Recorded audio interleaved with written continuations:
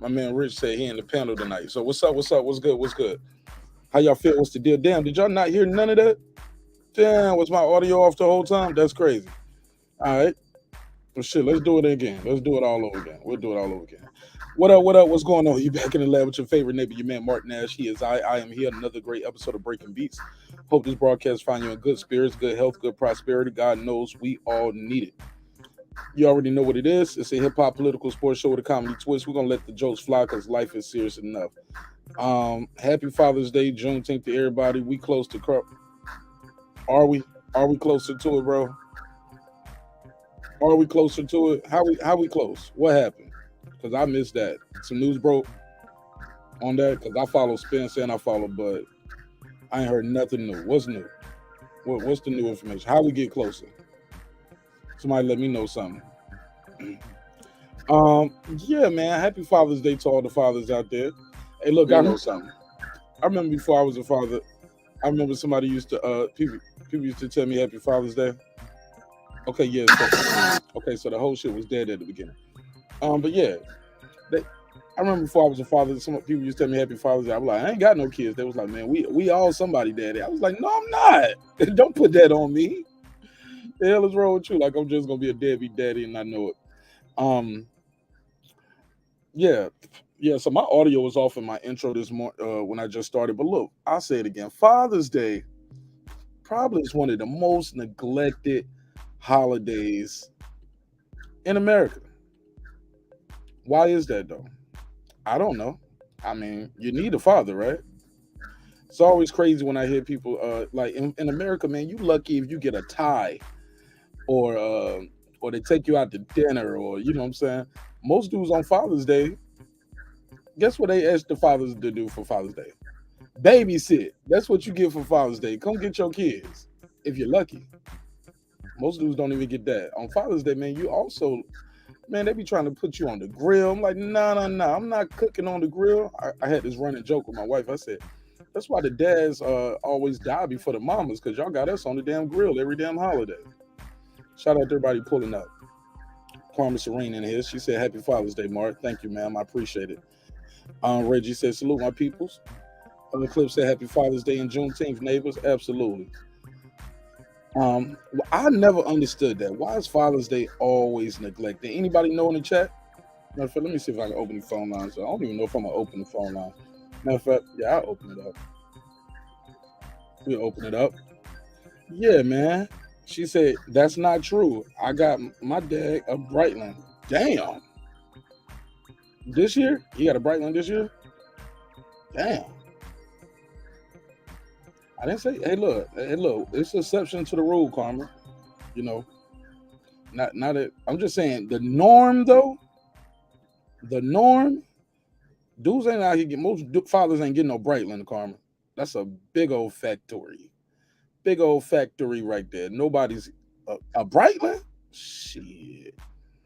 Man, let my wife came in here with one of those motherfucking watches. I would have been like this. No! I'd be like, just give me the money. How much the watch cost? Shit. But definitely though, for the most part, yes, Carmen, you're probably the exception to the rule, sweetheart. But for the most part, nah, man. Father's Day, man, you get treated like crap. You know what I'm saying? You got to get on the grill. Not all of them. Now, I was watching Jamal Charlo. Did y'all see Jamal Charlo live? Homie looked drunk in that car. Homie. Jamal Charlo was in the car talking about, I paid $40K. Didn't even get to see my baby, yo. You know what I'm saying? I got a baby. You know what I'm saying? I paid $40K, and I don't even get to see the baby. I don't know what happened with that situation, but he definitely looked like he was affected by it. Crazy. But I never understood that why Father's Day is like that. But also with the Juneteenth thing, it's a combination of things right here. I wanted to ask you guys, when it comes to Juneteenth, why do you guys think Juneteenth is just now being recognized like it is now? And is it enough? For me, I'm gonna just give you my answer right off top. It's not enough. It's never enough. It's never enough to make way for the atrocities from slavery. Never enough. Make sure I got this phone line open. Never enough. But I get it, man. Like I said, here in Atlanta, man, people was out here celebrating. They had the little fireworks and all kind of little shit going on. I was like, man, holler at me when they passing out them reparation checks. Then I'll be out here celebrating. But I wasn't out here popping off the fireworks, cooking on the grill for no Juneteenth. But shit, it was Father's Day, so I wasn't cooking nothing anyway. Yeah, never understood it. Never understood it. Let me see. Make sure I got this other phone line open. Bear with me. It's a live show. Oh man. Phone line. Go right here. Bear with me. Make sure I got this phone line open. Yeah, but I never understood that why it gets blown off now. And I'm gonna be honest, when I was a kid growing up, I didn't know what the hell Juneteenth was, man. I never heard of it. Didn't know what it was. It was not talked about. It wasn't celebrated. Wasn't even mentioned. You know, me growing up in the South, people just didn't talk about it. I'm not saying that's a good thing. Of course, that's not a good thing. Shout out to Queen P in the building. She said, Happy Father's Day, Marq Nash, and Happy Juneteenth, everyone. Not everyone, Queen P. Everyone can't get it. Some of these people, no, I'm joking. Yeah. Happy Father's Day to everyone. And happy Juneteenth to everyone. All the black folks, right? Lisa Bell, she said, and Marq Nash in the chat, she said Happy Father's Day and Happy Juneteenth as well. Did you guys celebrate Juneteenth and how you celebrate it? I don't know how to celebrate Juneteenth. This shit is new to me. Ray just said, how the fuck do you celebrate it, man? Cooking out on the grill, having a party, popping off some fireworks. I don't know. I never did it. I never had a like I said, I learned about Juneteenth a few years ago, to be honest. Juneteenth is a Texas thing. It's always celebrated here. How does it go? How do y'all celebrate it, Brandon Washington? Call in. Queen P. Yeah, I never celebrate. I don't even know how Juneteenth works. How Juneteenth celebration is supposed to go.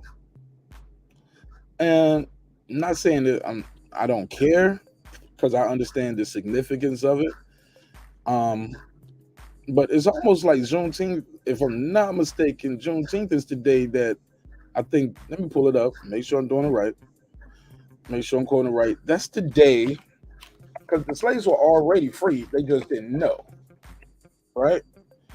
So Juneteenth is a federal holiday in the United States, but look, some people still going to work. Had to go to work, and it marks the anniversary of the announcement of General Order Number 3 by the Union Army.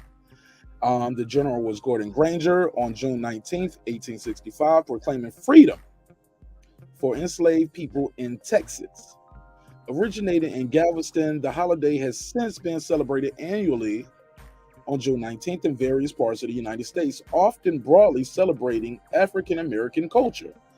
The day was first recognized as a federal holiday in June of 2021 when President Joe Biden signed the Juneteenth National Independence Day Act into law.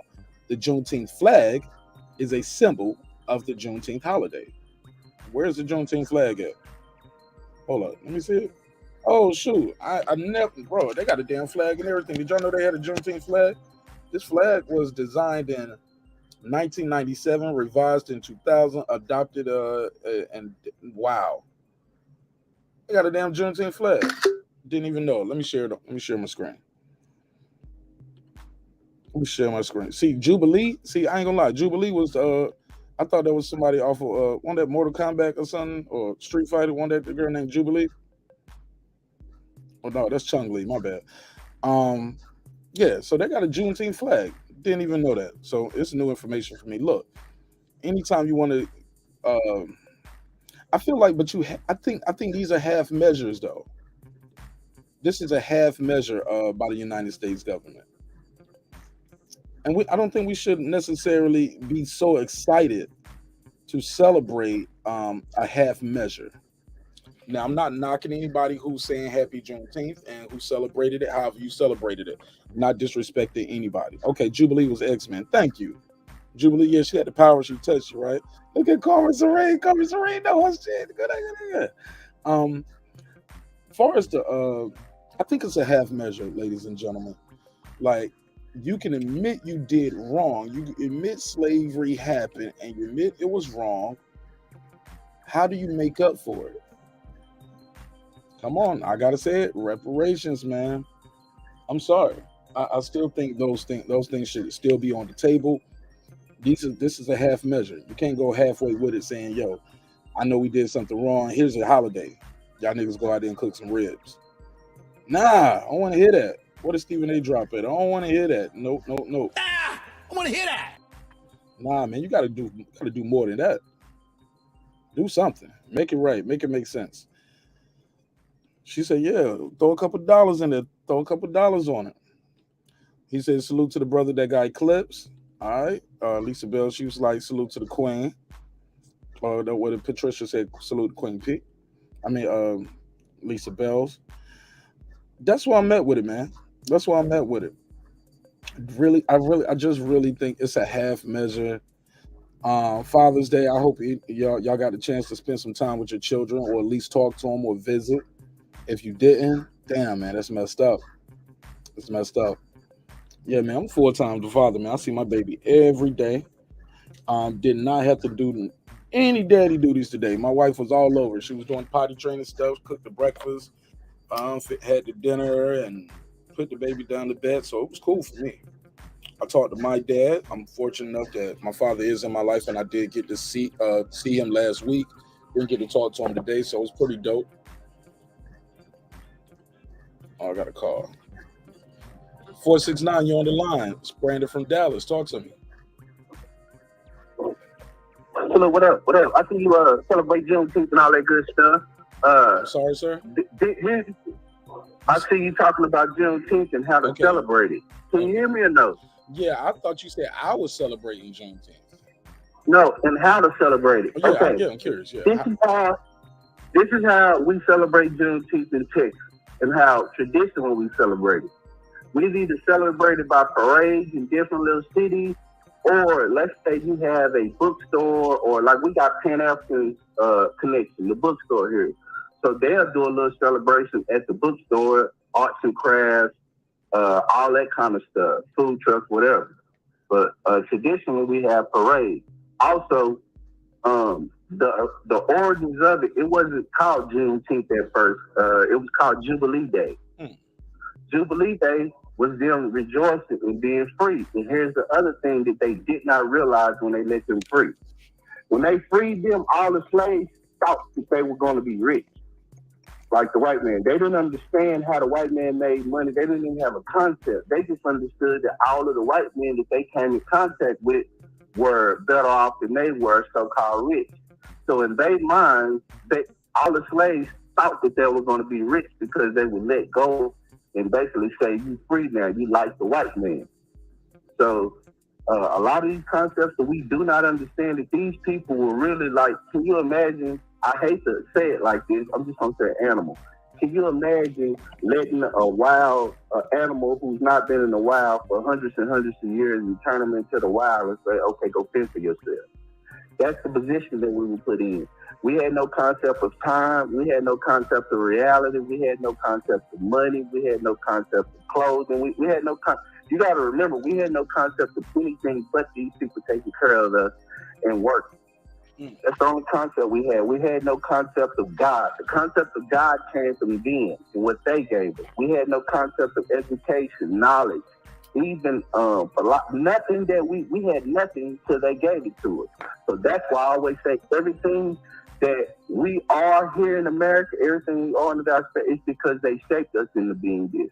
We as Black people don't know who we are, and we will never know who we are until we get away from these people by ourselves, and then we find out who we are. Every other people knows who they are because their history is rooted in something. Our history here is rooted in nothing.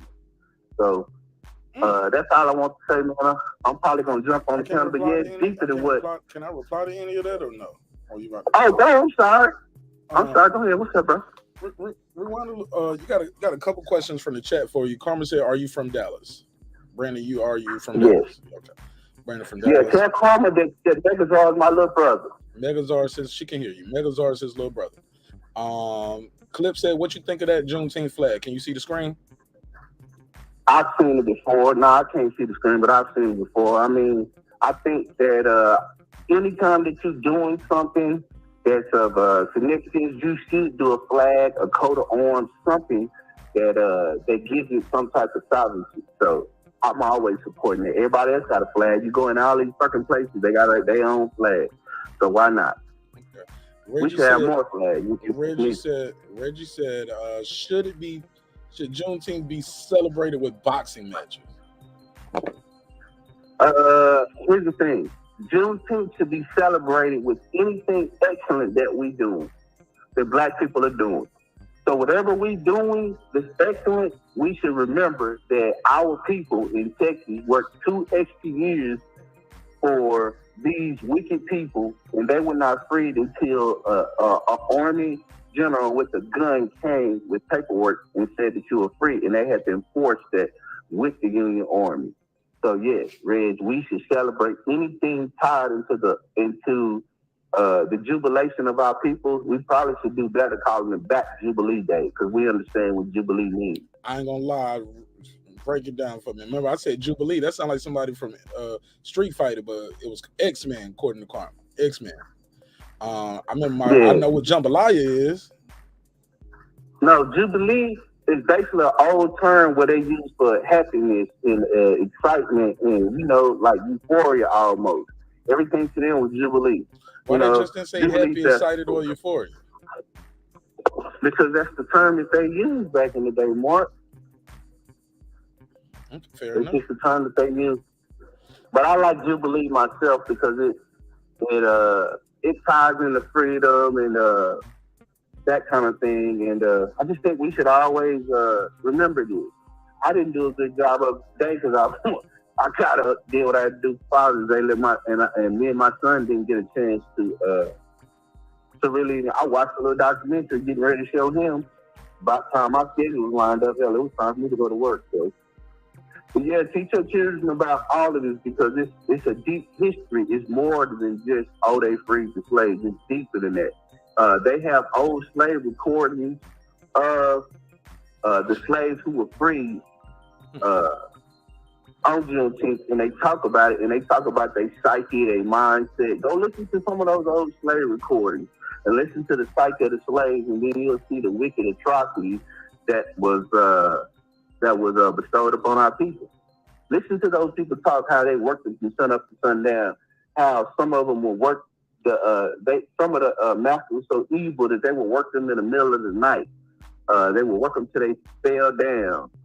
Just the treatment of them. You got to remember that we have desensitized slavery because we don't have a record of it. The most we have is like 12 years of slave and shit like that, still told from their eyes.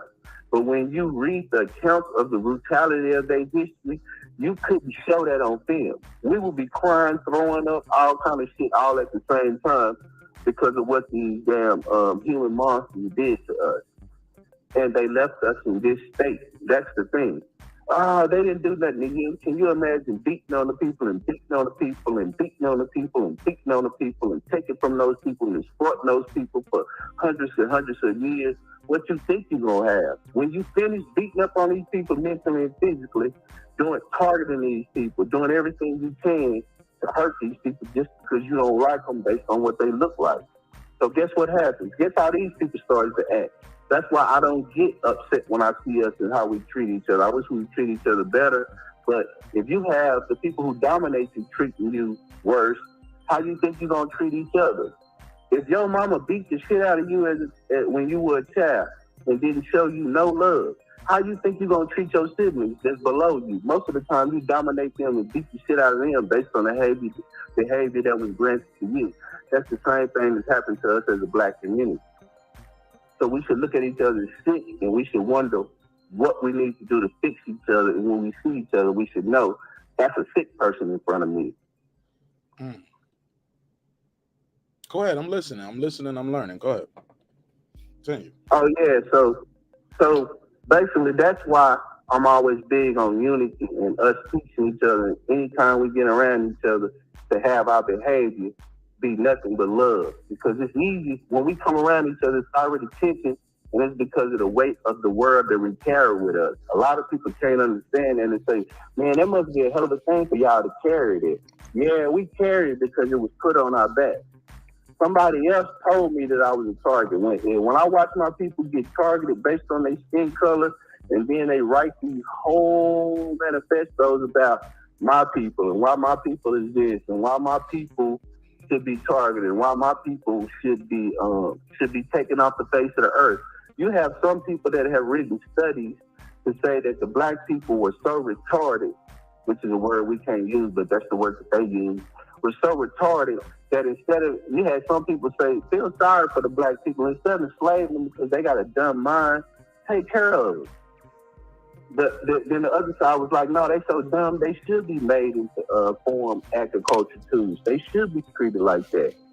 They should. They justify why, because they said we had no soul on the inside of us, that we were heathens. The Pope said that. That's the way they justified. I forget the name of the Pope that did it, but they said it. They said they have no souls. We're heathens. That's what they think of us. And they still think of us like that. They think we can't compete. One of the head of Chase Bank, I think his name Jaime Dijon or something like that, they asked him about black. He said there is no black qualified. Nobody's qualified. Out of all the black people, we can't find nobody qualified. So that means that that whatever pool that they're in, they're saying that we are not qualified enough to compete in the banking industry. He can't find anybody that fits the profile. That's false. That's the type of behavior. Yeah, which is a lie. That's a lie. But it is, when you ask why we're not in these spaces, and I work in corporate America, I know why we're not in a lot of these spaces. The first thing you got to do to get in these spaces is make these people feel comfortable with you. If they don't feel comfortable with you, meaning, let's go to George Washington Carver. They castrated, George Washington Carver was adopted by white people. They cut his nuts and shit out. They castrated him because they had a young daughter and they didn't want him fucking on their young daughter. So, to make let's try to minimize some of the language just a little bit, man, on this one. I'm sorry, just a little bit. My bad. Just a little bit. But they didn't want him they didn't want the threat there of him having sex with their young daughter, so they castrated him. So George Washington Carver is castrated. That's why he don't have no kids. Yeah, that's why he talks like that. He talking. If you listen to old footage of him, he talking a real high squeaky voice like a girl. Damn, I never knew that. Let me put him on the screen. Let me share the screen. Damn, I did not know that about George Washington Carver. Yeah, but those are some of the behaviors that we have to go through. Once again, you have to be made to feel comfortable. If you are radical or you have anything that they think to upset the status quo, they're going to get your ass out from around there. And that's just what happens. And we all know it. Go ahead. Go ahead, Mark. No. No, I'm not going to do it. I'm not going to do it. Do it. I don't care. I'm talking about me and George. I mean, George Washington Carver is famous for what? Peanut. For all the different ways. Exactly. It's just too easy and it's not funny. I'm not gonna do it. I ain't even gotta do it.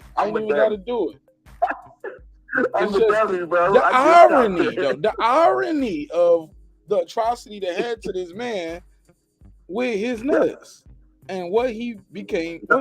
Come on, bro. You talking about irony? Wow. I'm not gonna do it. Somebody said this man. They said this brother watched the. This gentleman has watched the Hidden Color series. Have you seen Hidden Colors? It's Tariq Nasheed thing. Maybe I can't remember it come right offhand, but maybe. I tell that brother whoever said I watched Hidden Colors. A lot of this knowledge was out there before this, so that may be a lot of people got their knowledge. Take it as a diss, you know. Yeah, I don't think I ever, but I may have seen Hidden Colors. I have to look and see what it looks like, maybe. Somebody said after the quarantine I was jumped. At the quarantine I was After the quarantine was up, I jumped right back into work, and I've had people competing almost every week, so I've been busy, but I've been in here, at least listening. Okay,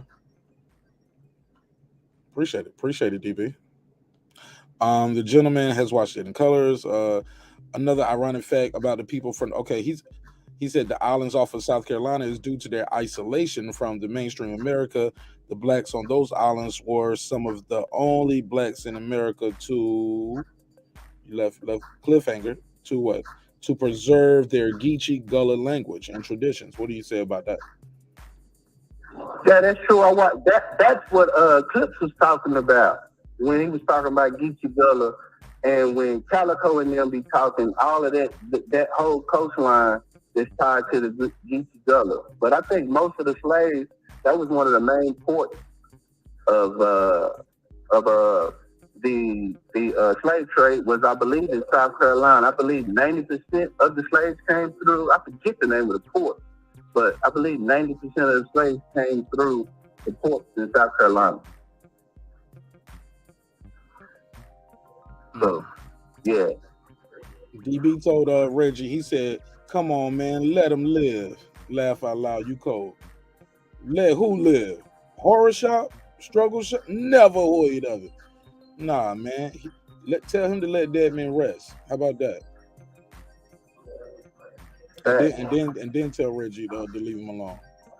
Take that whack ass movie down. He did what he deserved. Look, those men dead. They can't speak for themselves. Malcolm call it the chickens coming home the room. Absolutely. Oh, the spirit of Malcolm X shutting that movie down too. Spirit of Malcolm X said, "Stop using my name for this bullshit." No. Spirit of Malcolm X charged them his feet, charged them niggas $250. That's what he did. And now we get to see how he responds now, since he shut his show down tonight. Now let's see how he responds now. But you know how he say, "I ain't gonna respond." Yes, you will. You will. You will. You will. But I won't spend no time on that day. But outside that, Mark, that was pretty much all I had. I just wanted to jump it off. I see you gonna have a fire show, and I'm gonna get back in the chat. And as soon as I get a chance, catch a good break, I'll jump back. Oh, he's talking about George Washington Carver. Talking about, he said, Reggie said George Washington Carver didn't like girls. I mean, maybe he felt inadequate. Maybe he felt less than. You can't like girls when you don't have the equipment. I mean, you can like them all you want, but what are you gonna do? So I mean, Reg, let him live, bro. That man was great. I think he ended up being on the payroll for the FBI and all kind of stuff. Man, that man ended up saving. Uh, I mean, I think he created soybean and all of that kind of stuff. We should look up the history of George Washington Carver. I mean, brilliant. Absolutely. Brilliant mind. Brilliant mind. I've been hearing about him my whole life. Yeah, brilliant. Truly remarkable brother. Yeah, man. Sad, man. I did not know they did that to him, man. What? Who? And what year was it? Because he was okay. He died in 1943. Okay, he was born. When was he born?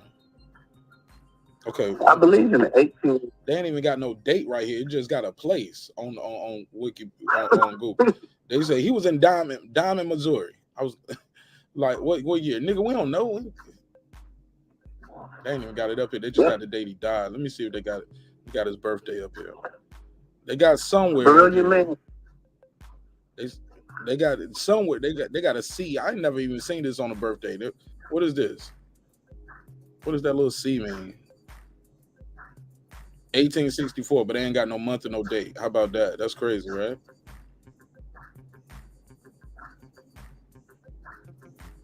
Damn. And you said who did that to him? Who castrated him?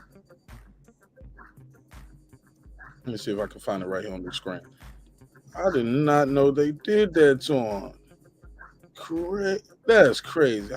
Somebody said voice pitch. Damn, they got a whole little thing up here about his voice pitch. Even as an adult, Carver spoke with a high pitch. Historian Linda noted. She said that was that he was a frail and sickly as a child who suffered from a severe case of whooping cough and frequent bouts of what we call, what's this, croup? C-R-O-U-P? How you say that? Croup? Never heard of it. McMurray contested the diagnosis of, we're just going to call it croup, holding oh wow, it stunted the growth and apparently impaired his vocal cords. Suggest instead of a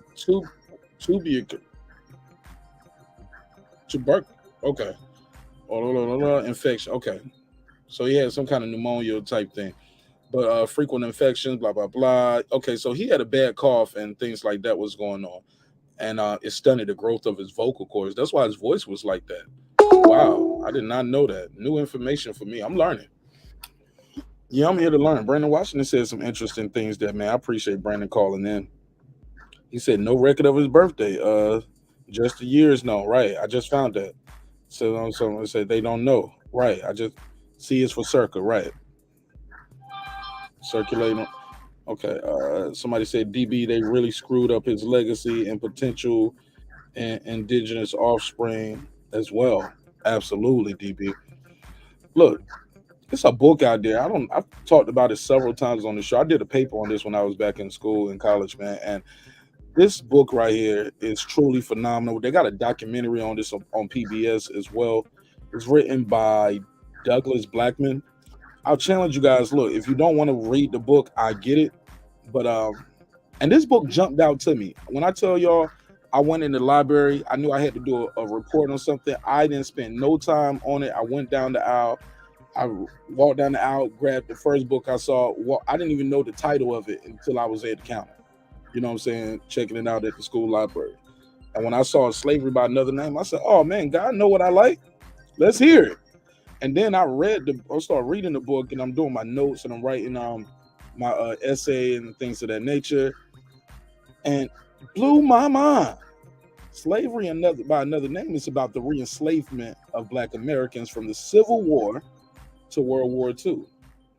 And it was due to crooked laws like vagrants, loitering, and they'll just grab you up off the street. They was grabbing niggas off the street left and right without a care in the world. And because now you can still be a slave long as you committed a crime. So they just start making up all kind of crimes and kangaroo court, all kind of things of that nature. It was terrible. It was terrible. Somebody said croup. How do you pronounce it though? Is that croup? Like group? Is a condition that irritates their body, upper airways, and causes them to swell. As the airway below their vocal cords becomes narrow. Absolutely. Yes, sir. And that's probably why his voice sounded like that.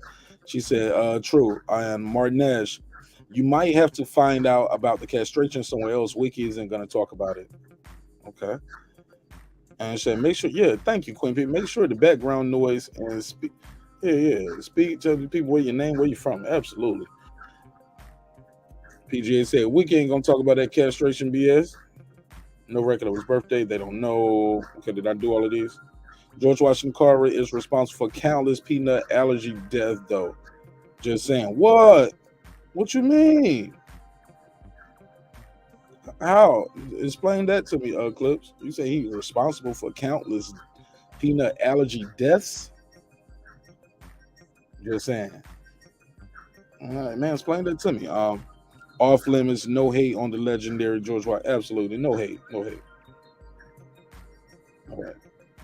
All right, cool. Somebody said facts. That's a powerful book, man. Bro, it blew my mind. And then when I found out they made a documentary, I was so geeked because I had already wrote my paper and stuff, and some time it went past. And I was telling my baby, I was like, "Baby, watch this with me." She's like, "Man, I don't want to watch this sad shit, man." She said, "I do not want to watch this sad stuff." I was like, "Nah, man, we need this.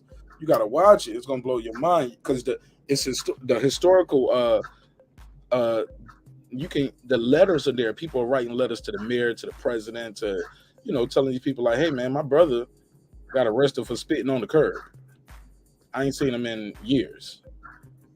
Yeah, rape, torture, all kind of shit. They had him building, digging coal mines and working on railroads and shit. Terrible. All kind of stuff happened to you down in that hole, man. Sometimes you never come back. You working out there sun up and sun down. It was just like slavery all over again. Facts, that's a powerful book. Do you think Juneteenth is enough, Mark? Come on, man. You know me. You know how I give it down. Hell no, it ain't enough. It ain't enough. Even the way it's celebrated isn't enough. It's too little, too late. It's a half measure. I look at it as a half measure, my brother. It's a half measure. You're admitting to doing wrong, right? You know you did wrong. You're giving us this date. This date is saying some people were still enslaved 2 years. I think Brandon said 2 years after they were supposed to be free. How many people died during that time? Like no kind of retribution, no kind of reparations, no kind of. You got to make people whole. That's what they call it. Like when you go into court and civil things like that, they're gonna make you whole. They got to make you whole because they took something from you. You get in a car accident, they're gonna make you whole. You never squared it. You never cleared your debt. All those years of free labor. I heard somebody say one time, and I thought it blew my mind, man. He said play Monopoly. And when you play a Monopoly, imagine letting somebody go all the way around the board and you start off the game with no money. Who does that in Monopoly? But that's what you did to black folks in this country. DJ Drama, talk to me. Is my mic on? Check 1 2. Yes, sir. What's good, man? How you doing? Man, I'm blessed, man. I was like, man, I'm up. Might as well go live. It's good to see you, man. I'm enjoying the show. But yeah, Juneteenth, man, you already know how I feel about it also, man. It's a political tool that they pandering for votes. Really? You and I have never talked about this because I didn't know about Juneteenth when we used to kick it back in the day. Well, I mean, Juneteenth has been around, but just it was just recognized as a federal holiday. What a lot of people don't know, it's just like MLK. Some states do not recognize it as a federal holiday, even though it's been signed by Biden. But yeah, for me, I look at everything with I scrutinize everything that comes across my place, especially when it deals with my community. But so I look at Juneteenth as a hustle, a way to try to capitalize on the black vote. You know, I didn't too much care for the celebrations. A lot of that stuff is whitewashed. A lot of people not really understanding what that means. Juneteenth has been around. Yeah, they just made it a federal holiday. That's all. Well, why haven't they done this before? Pandering to get the black vote before. They have. I mean, I don't you. remember when they was trying to get Obama or Bill Clinton. Let's go all the way back to him pandering. Well, I mean, if you look at even with Bill Clinton. How did Bill Clinton really pop with black community? How did Arsenio playing that damn saxophone exactly, with some glasses on. Like, exactly. got some soul. You got to understand when these politicians, man, when they trying to dig into the black community, dig into the black pockets, you know, they'll go get the mega preachers, the Al Sharptons of the world, and put them out in front of you, and that gives you or he's rocking with him, so I'm gonna go along, get along, and that's how, you know, our community has been moving. What you see with other communities, man, if you're not coming with tangibles, they not rocking with you, and they put money behind the stuff that they saying. You had like the Asian community. You had, you know, some people get killed in those salons and massage parlors. Guess what? Not less than 60 days later, we had a Stop Asian Hate Crime bill because they put money behind that. This, you know, that's how that hustle works, man. But you know, this Juneteenth is the pandering. Don't be, you know, you're gonna see closer when we get to midterms and all that kind of stuff. They're gonna start, you know, bringing out the black celebrities and put them in the commercials, and you're gonna start seeing them trying to be in black spaces. Don't be surprised you see some of them on the Breakfast Club, that kind of stuff. Like, really, did you ever see Kamala Harris on the Breakfast Club? How fake that was. But hey, this is hey, what black people look at that. Oh, she's there so that, you know, those that are naive to the hustle in the game feel like, oh, she's down, so I'm gonna go along, get along. How do you spot when somebody's genuine or not, though, DJ Drum? Well, I mean, I look at it like this, brother. I look at, and I talked about this, you know, shameless plug on my show. I did one on politics. Go ahead, plug your show. Tell Yeah, show. RNT Edutainment, man. You know, for those that want to check it out, you know, something a little different. But I look at, you know, voting. For me, I had to take a step back and look at it. Voting is a selfish decision, and I started thinking about it in the sense of, you know, when we was kids, and the teacher asked you, y'all want to have a pizza party or an ice cream party? And if everybody wanted pizza, that's not my concern. I wanted ice cream. So when they come, you know, they come and, are we gonna do this? Like, I need tangibles. I need something that you can provide, and you know, I don't need empty promises, because empty promises got us where we at now. Like Kamala Harris flat out told you, I'm not doing anything for the black community. Stacey Abrams has come out and said, I'm not doing anything for the black community. I'm gonna try to do stuff for minorities. They like to, you know, group us in with the minorities as a way of ignoring real tangibles for the black community.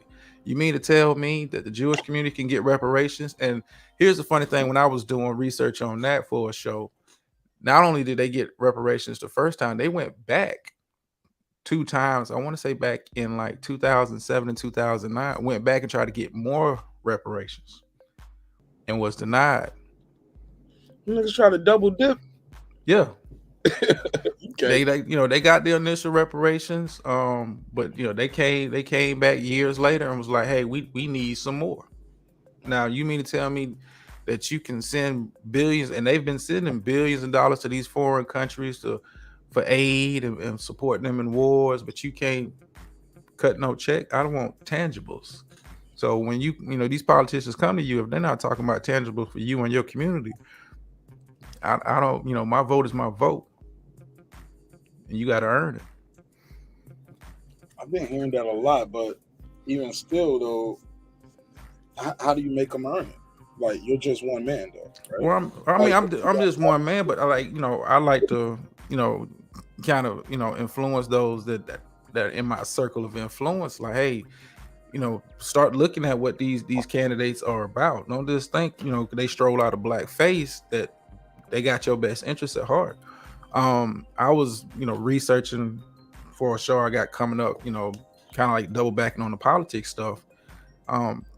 With Hurricane Katrina, the first group that the mayor decided to reach out to as far as like what should I do and whatnot was the white business community. Like, not even, you black, you would think my focus is on my community, but it don't work like that. That's not the world we live in. But I think if we get organized and start putting some money on a more local level, getting candidates, because that's how politicians work. It's money behind them. They serve big business. Because big business, you think the NRA ain't putting money behind these candidates? Yeah, they bought off. A lot of these, they bought off. A lot of people bought off. Yeah, I mean, it's just, you got actual, job descriptions for lobbyists. Like, they're there to lobby for big business. And that's something, we should, as a community, look into. I mean, that's how the game is played. Doesn't make it right, but that's how the game is played. Because here's my thing. I've been saying this for the longest. We gotta take money out of politics. Gotta take money out of politics. Also, you need term limits on these senators. There's no reason. I feel like that breeds corruption when you got an unlimited term limit, bro. Like, I can be a senator for life if I want to. Well, it breeds corruption, but it also breeds laziness. Like, look at Jim Clyburn in South Carolina. Like, his district is the 6th poorest district in the entire United States, and he just got, he just won a Democratic nomination again. Like, that's crazy. Like, I don't like to speak ill of the dead, but Elijah Cummings in Baltimore, your district was piss poor. Like, I want to take money out of it, man, but hey, this is the game. This is how the hustle is. So, do you think everybody's going to be righteous and whatnot? You living in a fantasy, man. Living in a fantasy. Yeah, and unfortunately, you need those people to vote on those things to get changed. They'll never vote on term limits for themselves. They'll never vote to say, you know what, I do need to stop taking money from corporate donors. No, that ain't happening, man. Like, facts, man, they'll never end this. Well, I don't ever want to say never, but I just don't see it. I hope my daughter will see it in her lifetime. No, I don't see it. I don't see it happening, man. It's business for them. So why go against the grain? Everybody out there getting paid, man. If you think they not, you delusional. Everybody gets paid. Everybody gets, like, you got, press secretaries, she the last one just left, she was out here negotiating TV contracts behind the scenes. Like, these folks, it's about paper, man. It's about getting paid. Yeah, it still blows my mind. You have people that get into politics, join public service, basically, right? They get into public service, job that pays at best, like, let's say their job was supposed to pay them about $80,000 a year. By the end of by the time they die or leave, they're millionaires. Yeah. Why government officials should not be able to bet on stocks? You guys are like, that's just something you have to just sacrifice. Like, certain things you can't do when you have certain jobs, right? It's just, you can't do it. Like you gotta, you're an NBA ref. You get what I'm saying? But you can't hold them to that kind of moral. I mean, you want to hold them to that moral code, but I live in the real world. Like, they getting paid. Like, you take a look at some of these bills, what they call that pork belly, like the stuff that they don't talk about on the news. How money going, like, how cities, when it's time to give out contracts, we're gonna get all this government funding for cleaning up the roads and building new homes or whatever they try to do. You know, this is, hey, we gonna slide you this contract. Wop. Hey, I'm gonna need for you and you know, in your union to get together. Hey, I need to be back in power. You want to keep getting these contracts. This is a quid pro quo type system. You know, it's not unusual when you see politicians get popped for, you know, all expenses paid, trips to, you know, whatever, you know, hey, my family want to go to Hawaii. Can you make that happen? Right. Yeah, it just seems, I just think that those laws got to get changed, man. Some of these laws, I think if more people were vocal about it, maybe we can put political pressure on people to try to get these things done and get them out. If they don't, I hate when people tell people, man, don't vote. Man, a vote is why damn near everything in your life is happening right now, the way it's happening. Somebody voted for or against it. It's a reason why marijuana is illegal in California. You know why? They had a damn vote. Well, you know, I like to go deep when I go over this stuff, man. So, yeah, they voted, but it's other votes. That's just one vote. I'm making a gesture. No, but I'm gonna take your point. Let me take your point and kind of break it down even further. Why do you think they decided to finally vote on it? Because they figured out a way that we can really make some money off of this. Yeah, monetize it. Exactly. It's like, you know, yeah, you guys voted, but you know, we knew you was gonna go with it anyway, but we got to figure out a way for us to get paid off of it. That's how that works. That's why a lot of, you know, some states still ain't figured out the formula for it yet, but they getting around to it because that's big business. That's big business. But yeah, you voted, but they was gonna get that done anyway, with or without your help. Another thing that baffles me too is, did you know here in Georgia we had the marijuana thing on the ballot, on the Democratic ballot? Yeah, but it's pretty much, it was just a pacifier though. That exactly. That doesn't mean it's legal, and even though everybody, and that doesn't mean they're gonna vote on it statewide, or the governor's just gonna pass it, or like. Well, that was a feeler. We're gonna put that out there and see what your response is to it. You know, we got to test the water, because, you know, because some of these wasn't on the Republican ballot though. Huh? But it wasn't on the Republican ballot for their primary. It's on the Democratic ballot. But in Georgia, whether you Democrat or Republican, you could have voted on the Democratic ballot just to do those kind of things. Yeah, if I'm not mistaken. Yeah, I mean, but it was a filler. You know, we gotta test the waters, because, you know, some of these red states, you know, they still stuck in that 50-60 mindset. You know, they don't want to catch up with the rest of the country, with the rest of the world. But that kind of stuff is, we're gonna test the waters, we're gonna feel it, we're gonna put it out there.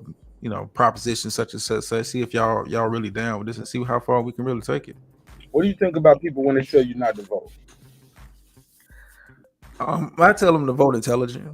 No, they saying don't vote. Voting is stupid. You're wasting your time. No, I mean, but we're playing Madden, niggas. No, I would say vote intelligently. Like, you know, I don't go into the booth with a mindset that my vote's gonna change the world, but, you know, I want to go in there with, hey, I'm voting for this candidate because XYZ. This helps me and my community. You know, and that may start with just my household. Like, you know, telling people not to vote is illogical, but I would tell them to vote intelligently. Don't just vote because they trotted a black person out there, so you go vote for the black. Like, the Democratic Party has gotten so comfortable with getting the black vote, they become lazy. You know, if you old enough or you do enough research, you'll know, hey, a lot of black people used to be, you know, real deep in the Republican Party. That used to be our party of choice. But, you know, you flipped it. It got flipped around Kennedy time, I believe, right? Well, it started slowly there with Kennedy, kind of transitioned to Nixon. It really flipped, you know, the other way with during the Reagan era. Oh, yeah. Because a lot of black folks that voted for Reagan, like the old black, because they knew him from, he was Hey, we saw him on TV. He's familiar with us, but then the Reagan, right? Yeah, I mean, like I would say, like it was a real power shift with the black community as far as who to vote for during the Reagan years, because the Reagan years destroyed was part of the the start of the real mass destruction of the current black community that we have now. We're from that era, that generation. We still, we're still suffering effects from the Reagan years. So yeah, they'll trot out, the Democratic Party. Hey, we got to get black people comfortable, because that's part of our base. That's a large part of our base. So that's why they got Kamala Harris for vice president. I mean, when you look at her record, what has she done since she's been in the White House? Or better yet, look at her record when she was in California. What was she doing out there?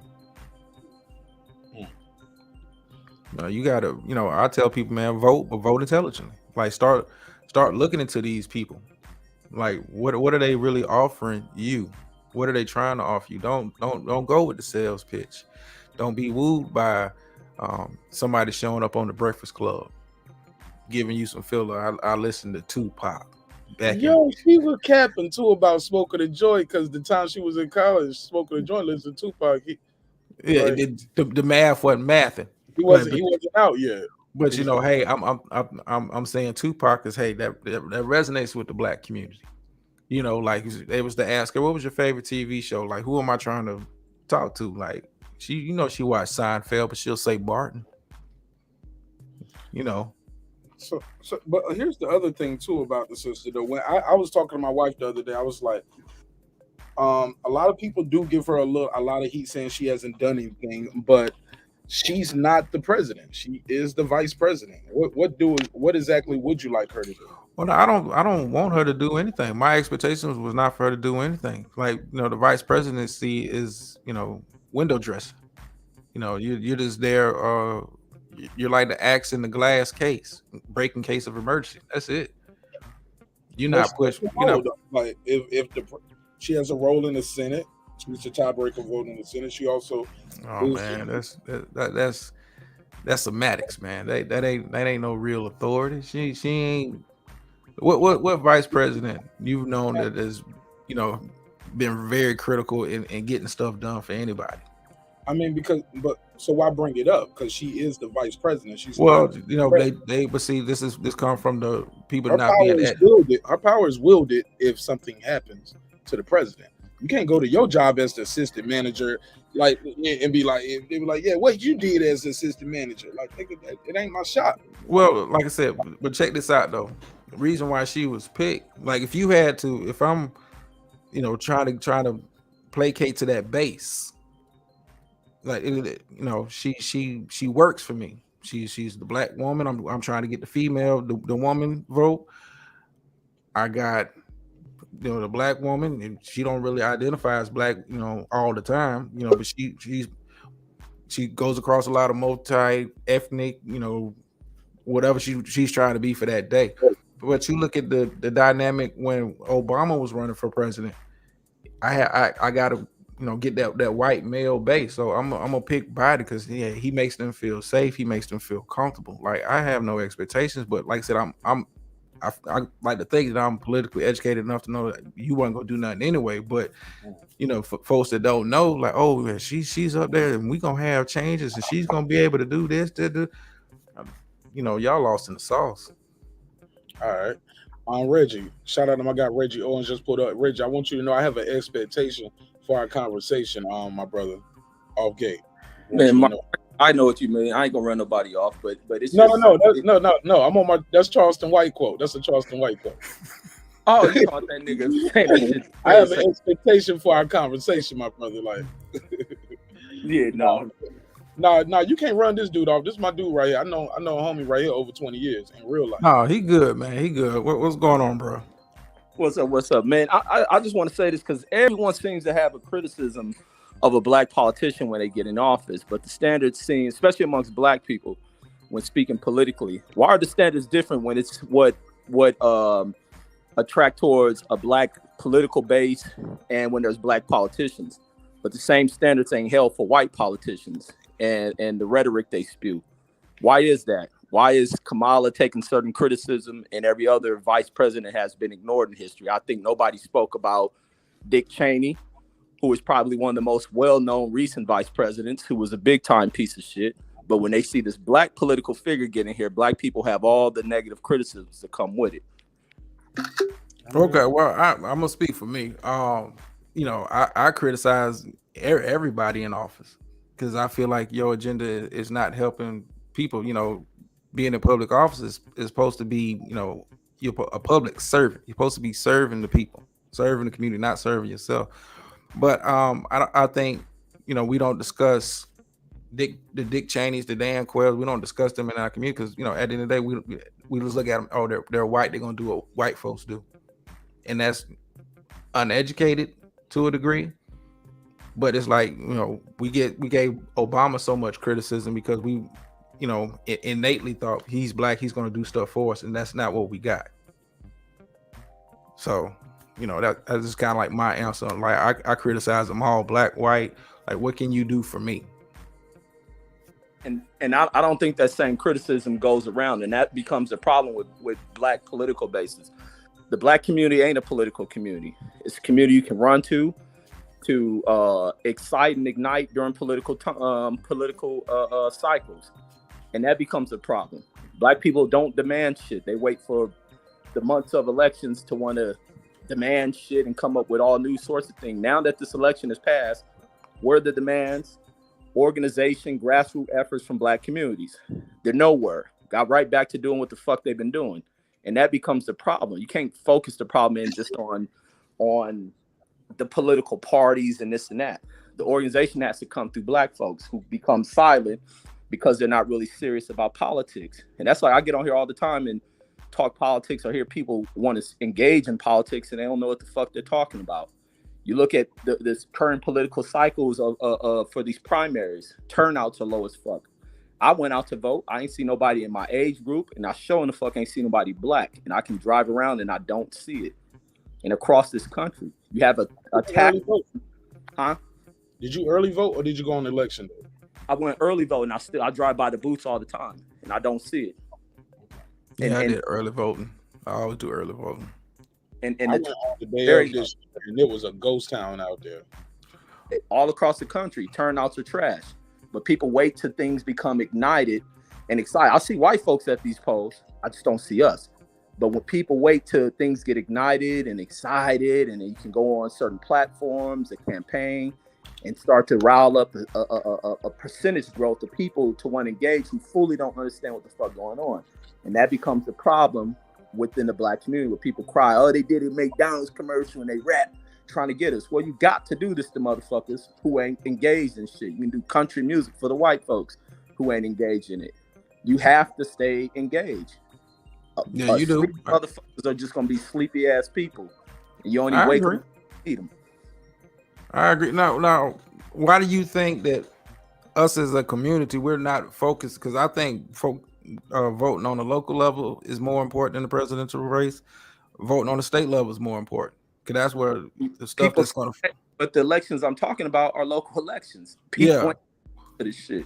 But why do you think? I'm just curious. Why do you think, you know, our community is not focused on that like the white community? Because the white community shows up to vote all the time. Because we don't. Because we talk too much of that shit that this ain't our country. Traditions we was trained upon, man. But how do we? Okay, so that's what it is. How do we kind of break that moving forward? Like, how do we get, you know, people engaged and educated on, you know, what the voting process is and how does the political game is really working out here? Like, what's the next step? Because we know what it is, but what's the next step? If people know what they impacted by, then I think that should be enough to wake them up. But even like you made the comment about with the white politicians, you don't pay attention to them because they're white and this and that. And I think that's wrong. These white motherfuckers exist in our country. Like I always tell people, this is not Europe. This ain't a white-only country. Understand the history of slavery. We have killed them motherfuckers to break away from that shit. This is not a white-only country. This ain't Europe. And even in Europe, they can't do that. But you have to hold all these politicians to the same standard you hold any of them, especially the white ones with bigoted mindsets. They have to be held accountable, called out for this shit, and removed. And all people have to be accountable. This is a black country, it's a white country, it's a native country, a Latino country, an Asian country. It's just a melting pot of ass country. But black people with the history we have should be the most engaged into this process and have to be the more involved into getting candidates pushed into the process. You have to groom candidates. You hold them to the same standard, not a higher standard or a double standard that you won't hold a white candidate to. Like, but we have to break away from this ain't our country. What the fuck is our country? No, I agree. I mean, you know, you making solid points. This is our country, but I won't. You know, my goal when I do my stuff, man, I talk about what it is, but how can we change that moving forward? Because you got a whole generation who's coming up, man, and these cats is more lost in the sauce than we was at that age when it comes to this stuff. So what is your solution? I mean, I'm working on it, man. Like, I'm not gonna sit up here and say I got the master plan and I got the keys to the kingdom. But what's the plan you do? Well, I with the young people that I work with, man, I try to educate them on what this process kind of looks like, why it's important to get out there and vote, but not just get out there and vote, but like understand who you voting for, what means the most to you, how does this impact your community, like think on a deeper level with it. What's the plan? What can they do? I mean, first of all, get registered to vote. Because some of them don't even know how to do that. I mean, I work with that young 16 to 21 demographic. Some of them are not even registered to vote. So, hey, you need to get registered to vote. Okay, we got the election. Let them know when they don't even know when election's coming up. Like, get involved, get knowledgeable on that. Like, start reading up on who is this person, what is their platform based on, what are they trying to propose for your community. This is where you live, and and hope it takes root. But if it don't, just keep pushing. I don't, like I said, it's no fix all for it, man. But DJ Drama, let me ask you something, bro. Like, but that's picking leadership. What about them doing things for themselves, as far as education, skills? Okay, well, now we was focused on but now I do, talk about life skills. Like, if you choose to go to college, that's fine.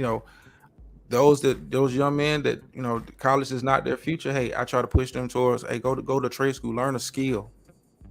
Learn if you into music, hey, go to such and such technical college and learn how to actually produce music. Like, don't half-ass it, but like, have a plan for your life. You gotta try to get them younger and try to start growing them a lot better than what we're doing. Because what I'm seeing, they're just kind of like this floating in the wind. Rich, what up? What up, though? How y'all doing? What's going on? Father's Day, everyone. Same to you, brother. I'm chilling. I'm just, really just trying to take in what you guys are discussing. If I could interject and just say one thing, as someone who is overseas right now, calling from Bangkok, literally, my route was not always the easiest. I went to the Army first. I mean, of course, I was in junior college and stuff like that, but I went to the Army, did my time in the Army, got out, and then I pursued a degree. And I'm finishing up right now with a BBA, so that's a Bachelor's of Business Administration in logistical operations management. So sometimes, you don't go down a straight path. Sometimes you got to bounce around a little bit, but you got to stick to it. Don't let anything stop you from the goals that you're trying to pursue. And you got to put in that hard work. That's really all it takes. You got to go ahead and get those reps in. You know what I'm saying? You got to do that. You can't be afraid of it. You just got to go through it. That's the best thing I can tell to you know, some of my younger cousins, you know, brothers and sisters who may be coming straight out of high school, trying to figure out what they want to do, how they want to do it. There's many ways to accomplish the goal, but it's going to take some fortitude. And I mean, that's really what I got. What up, though, Reggie? What up, cuz? What's up, Cuzzo? What's happening, y'all? Go ahead. Yeah, go ahead, Reg. Anybody want to reply to that? Yeah, man. I mean, man, because when Aeon was speaking about that, it brought me to like this thought I had like this week about like looking at like many of the youth, like when it comes down to certain sacrifices, like even in this mindset I get of like, damn, like you hear people talk about business and running business and this and that. And I kind of push away from it because it's like it's almost always hard to find work, because sometimes you find it hard with people who are willing to really sacrifice, to put in the work, to leave the block, to be away from the side of a woman. If you got somebody needing to do maybe transportation, driving across country, how willing are they to do that, to be away from their girl or whatnot, to go out there and sacrifice? How committed are they to not complaining and bitching and moaning that a person is gone from the home too long while they're out making money for the family? And those become the things inside our community, and they're adolescent type behaviors that a lot of people do not break from. They don't seek to go out there for work, to make these sacrifices that they have to leave to another state, to another country for the greater purpose. And a lot of them just don't put their sights on shit like that. And they keep things to where the radius in which they're able to move is such a small circumference. Like a lot of people are afraid. A lot of our youth are afraid. I had a homie he was from the projects, my homie from the projects. And I remember when he started working his job, and it was always a trip to hear him even speak like this, like how he learned how to speak because he around all the white folks. So I'm like, God damn, nigga, like you got to learn how to speak because you're around white folks. And you got to change your conduct and behavior because you're around white folks who's at the Cedars-Sinai Hospital. It's like, why that shouldn't just be who you are? It shouldn't have to be just because you're around them. Now you have to change up your presence and this and that. So when you do that, don't come back to the projects and behave like you view a project-minded person to behave like. Let that be who you are. If that's the better version of you, don't give two different versions of yourself. Always present that better version of yourself. And but it's like I see a lot of that within our community. It's like we got so many younger folks, not everyone, but a lot of these younger folks who just don't have their sights set on anything greater than a small circumference they come from. And a lot of it is out of fear. A lot of these motherfuckers are fearful because I don't know. And that's the problem within our community. It ain't no shit brought onto us by white folks. It's something inside of our community.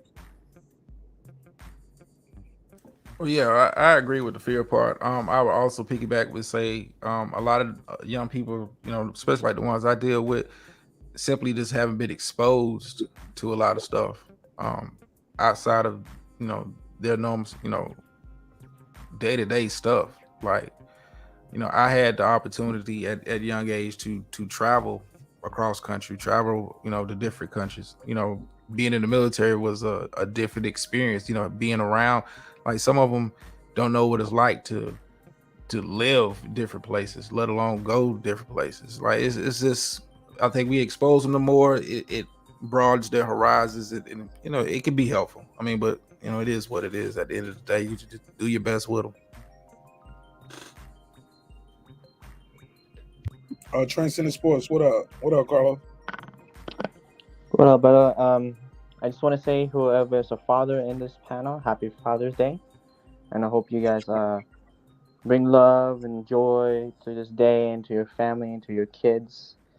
And, you know, it's to remind you that there's responsibilities and greater things than outside from work or whatever you do. Come home to your family, to your kids. And I hope you guys have a great Father's Day. That's all I want to say first. All right, go ahead. What else is on your mind, bro? So what were you guys talking about earlier? I just got in. You're supposed to know. You click the link. You're supposed to know. Oh, okay. Well, I heard cool. you We know, talking about black folks, man, and how we getting done wrong, and what we need to do as black people. yeah, can you say that again? You got cut off. I said we talking about what black people need to do as a unit and as a community, and how we need to grow as a community for a better economic, social, and political power. Oh, I see. Oh yeah, that's what we on tonight. I see. Well, to be honest, I don't think I What have if the those right people views. that think about what's going on with black folks in America? Well, when I think of, you guys went through so much, right? You guys been through so much slavery, so much racism, and it's so much. It's almost like a daily battle for you guys that I will never understand, and I won't pretend here that I kind of know what you're going through, and I shouldn't be like, no one should be saying that they know what you guys are going through, because you guys they've never been in your shoes, right? So I have the way you like the questions you just I have no right answers, because I'm not black, right? I'm Asian, and I don't think my point of view is the right way to say it, because I don't think I have the right judgment to say or anything. But I do have, like, you know, I feel for you guys. I feel that you guys, you know, went through so much, and you guys deserve so much more better. It's not. It's not. Oh, I'm sorry. What? No, I'm joking. Go ahead, but you can't say more better. Yeah, I can't say more about that, because I'm not in your shoes, and I won't pretend that I know better than anything. But I do know the struggle of dealing with racism. Right? I do know the struggle of dealing with oppression sometimes. You know, I grew up in Canada, but there's racism here too, and it's not as what you guys are going through or when, but I do have some kind of connection to it too. Okay. Well, I appreciate it, man. Well, I appreciate you empathizing with it, man. You want to plug your channel and shit before I let you go? Yeah, man. My name is Transcendent Sports. Hopefully, I know I haven't been live for a long time. I've just been busy with work. But yeah, I just came here to say Happy Father's Day to you, Mark, and people, to the fathers in the panel and in the chat room and those stuff. And yeah, that's all I needed to say. And Manny Pacquiao's #1. Yeah. Well, speaking of that, you had a post about the zone. They put Manny Pacquiao's #1 on that the greatest. Leave a comment on it. Yeah, I'll definitely leave a comment and definitely give you my 2 cents on that. All right, appreciate it, man. Yeah, I know. I can't wait to see what you write on it. All right. Yeah, I will. Oh, and by the way, congrats on the 9K and going up. You deserve it. Thank you, my brother. God bless you. Thank you, Transcendent Sports Channel. God bless. My brother, peace. All right, let's get back to it, man. That's where we at with it, man. My man clicked the link. He was like, "Whoa!" I thought we was talking about boxing tonight. Hey, look, my man didn't see this shit when he clicked the link. Juneteenth Freedom Day. Wait a minute. I thought we was talking about the Juneteenth fight with Charlo. He's a good dude, though, man. He's definitely a supporter of the show. Buys the merch. His whole family will be sitting there watching the show sometimes. He's like, my whole family is laughing in here right now, Marq Nash. Yeah, like, that's dope, though, man. That's dope. From the Philippines to Canada, yeah, man. We making some moves. We global, mama. Where were we at? That was funny though. He was like, "So what we talking about?" I said, "You click the link, you don't know it." And I was like, "We're talking about black people." Hey man, you the host, man. I was gonna let him rock out. I was like, "Where is this going?" Man, he's a good dude. Hey, look, I lost about 10 viewers, man. I swear to God, I lost about 10 people. Dropped right off. But he's a good dude though, man. Check out my boy Carlos, man. Transcendent Sports Channel. Right. But shoot, man, for the most part, man, y'all got anything else, man? Because other than that, I can land the plane, man. I had a good time chopping it up with y'all. Oh yeah, man. You know, had to come drop in on you real quick, man. You know, make a guest appearance. But as always, man, enjoy the show. Enjoying what you're doing, man. I'm gonna go ahead and drop off because you know the old lady probably wondering what the fuck am I doing in the back room. You know how that go. Point up. You know what you're doing in the back room. Oh no. No need, bro. No need. But hey, man, keep. Because sometimes you get tired of hearing us say I got a headache. Yeah. She know what you doing in that back room though, nigga. When she hear this sound. Hey, fucking with you. Gotta keep it clean for the family show. But nah, man, appreciate you letting me up, man. Enjoy the conversation. Shout out to the panelists that came up, man. I'm gonna go ahead and drop off, man. I'll see you around, bro. See you on that. So when you go live again, bro? I'm probably gonna go live. I'm maybe looking at Wednesday to go live again. I'm kind of working on what my topic is going to be, but I got some stuff I'm working on. This kind of Father's Day stuff, family dynamic.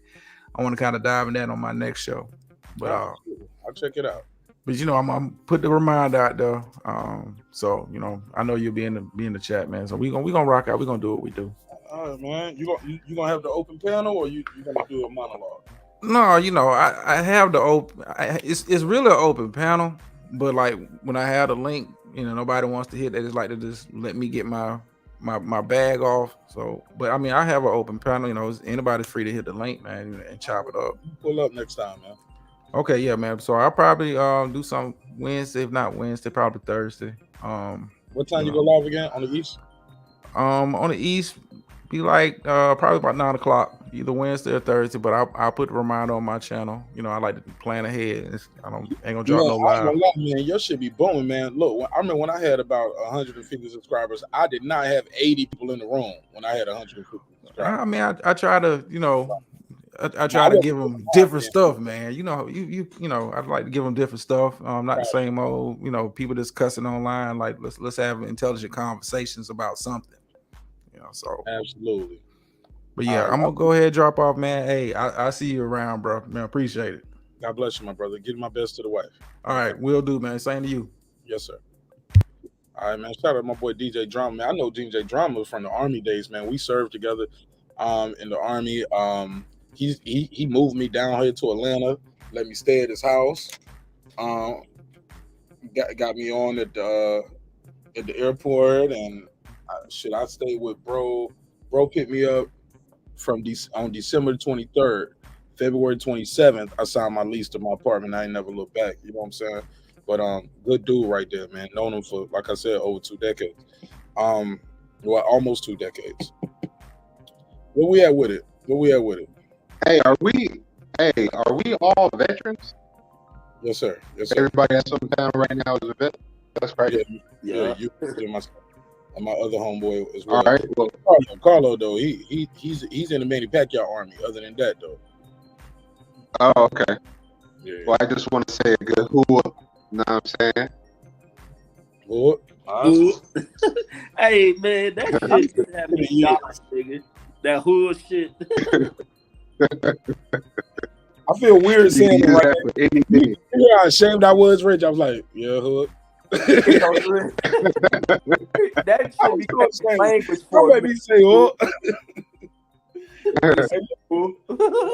St. Louis used to say, "Oh, say who anything." From Mobile, they used to say, "Son, tell it what." They say, "Son, ho," and the drill started calling on because everybody. It was like, "Hey, man, y'all stop saying. I know what y'all saying, Pride. Don't be in here saying ho. We saying hoorah. I was like, man, what the fuck that even mean? What does that even mean? Probably some old cowboy. Hey, Reggie, you're for the bitch and said who when you bust your nut, respectfully. When you was in basic, you got that first nut at the basic. Come on, man, you ain't give a who. I did. I ain't gonna lie. I did that shit.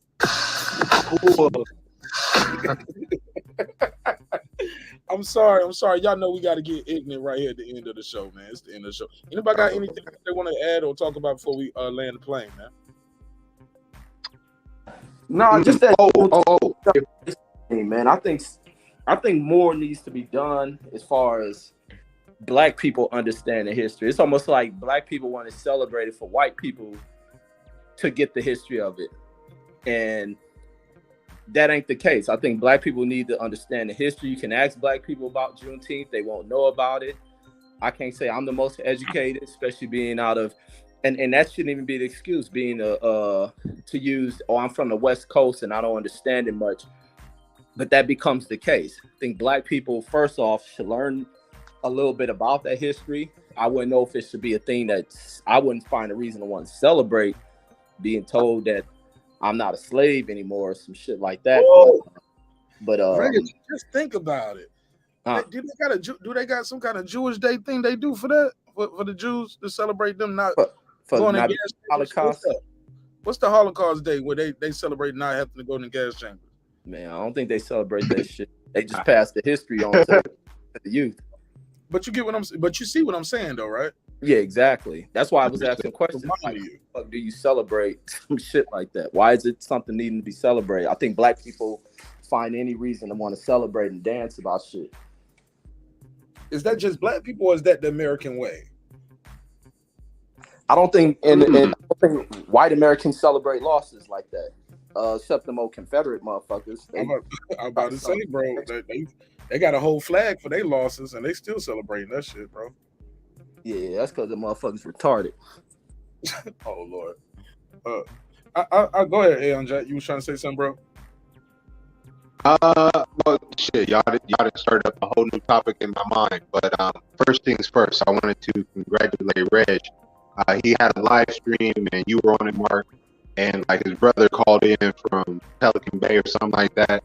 I just wanted to say that was some real shit, and I'd love to see the relationship and how tight you is with your brother, no matter what, all the bullshit, everything, disagreements, whatever. You know what I'm saying? I don't know the whole backstory, but I understand, and I thought that shit was dope. For everybody to come on to that live and kind of do that.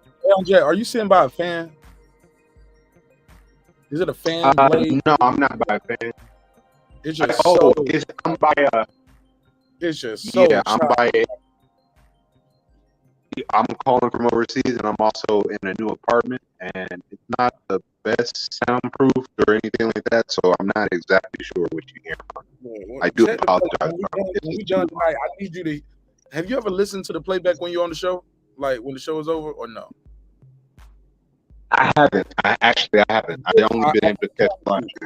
Rewind this episode and hear how you sound a little bit, and you'll know what I'm talking about. Okay, I will. All right. Okay. I'm gonna set it up. Try to keep your points a little briefer than you normally would, because the audio is at a 15 on a scale from 1 to 10 of good and bad. 15 being the worst. So, but go ahead. But I love to chop it up with you. It's just. Come on, you know my slogan. We trying to have a high quality show here, but go ahead. I understand. Hey,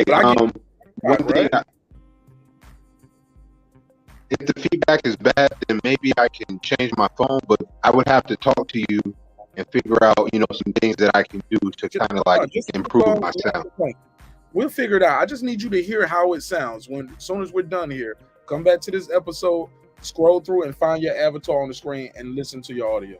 And then you're gonna be like, "Wow!" Right. It's like this.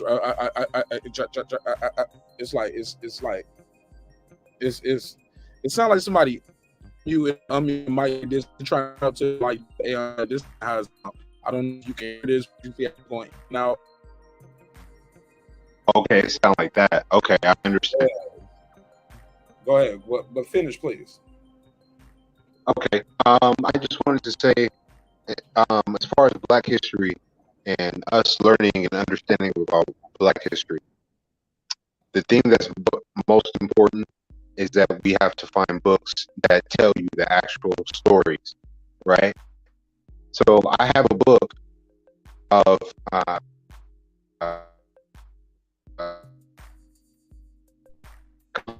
African Americans who did great. It topped all the way out just then. Aeon Jack, we didn't hear none of that. The book is called and I can go through. Aeon Jack, we can't even hear what you're saying. Great African Americans. The Great African Americans. 150 Great African Americans. We can't. Reggie, did you hear it? Could you hear him, Reg? Yeah, he said 150 great African Americans. Okay, 150 great African Americans. Okay, go ahead. Yes. And this book has people from Denmark Vesey. I don't know if anyone knows who Denmark Vesey is. Basically, he was an enslaved slave he commandeered a slave ship, set all the black people on the slave ship free, drove it to freedom, and then they got away scot-free, and he went back a second time to go get his wife. So look up Denmark Vesey. There's just so many people in our history who did great things. You know, first generation came out of Africa, was here under oppression, and came up with great inventions, did great things. Benjamin Banneker, for one, you know, the creator of the almanac, or one of the, you know, the American almanac. That's why I voted. I There's voted so many things. at high school when I go voting. Like that's why I go vote at. Benjamin Banneker High School. Yep, right around the corner from me, man. Right. And you know, that's just the thing. You know, it really takes having pride in your history. There are some black people who look just like you, who went through some hellacious events throughout their life and under, you know, extreme duress, and they did great things. And it should be respected. It should be taught. I can understand why certain aspects of our people and even outsiders to our culture might not like that, because it teaches you self-empowerment and really what you can do, the power that you really have in your hands. But at the same time, you know, we have to pass that on to our youth, because, you know, the world is pushing one direction, one motive, but we as a people, we have to have our own. And that's the most important part. Go ahead, Reg. Go ahead, get your bars off after that. Yeah, no. I think learning our history is definitely key to a lot of things, and that's why I'm not always with the needing of a celebration, or even when it's a holiday, it ain't a celebration to just fire up the grill to throw pork on the shit. We do that fucking damn near 50 times a year in this country for some celebration. But I think it should be a moment to gather, to pass along those histories, to hear the stories. I mean, driving around with people waving because they're driving out of some new shined up car with a banner on the side of it, kids and drill squads and drum, you know, drum groups and shit walking down the street. Like, come on, man, you can't. And even like with the Martin Luther King parades, we see that shit year after year for people who don't care too much about the history to show their ass and want to fight and ruin these things. I think it's time for us to sit down, have true conversations on our history, or even people from Texas, because it's mainly a Texas holiday, to actually sit and speak on the history and share the stories, not revisionist bullshit, but to give the actual history and story so people understand it. Because I think one of the things that gets lost is American slavery. I think the true stories of American slavery get lost. You can't pick this shit up from Hollywood films. I think more of the stories are needed. More of the real in-depth detailed stories of it have to be taught, and not just ones of you being whipped and this and that. Many challenges to the slave systems, which brought about the breaking of it. It wasn't just white people passed. A lot of black people are you know, pioneer in the destruction of American slavery. It ain't just white folks decide to end it. And even when you talk about that war, black folks took to that battlefield and slaughtered a lot of these white motherfuckers. And we don't own that history. We wait for white people to accept it and love us, and we worried if they say something bad about us. Like, no, this is our country. These are our stories. Like I say, people can't get a real, true story of America. And I think some people be wanting to hear that.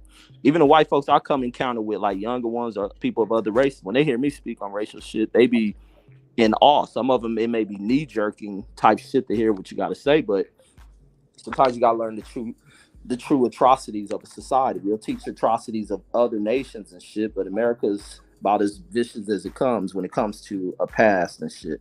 But I think I prefer to hear more history of these stories in detail, or even those from the South who may have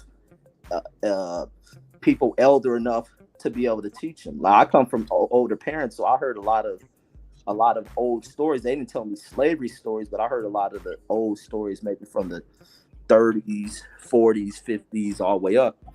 But I think it's definitely has to be detailed from us.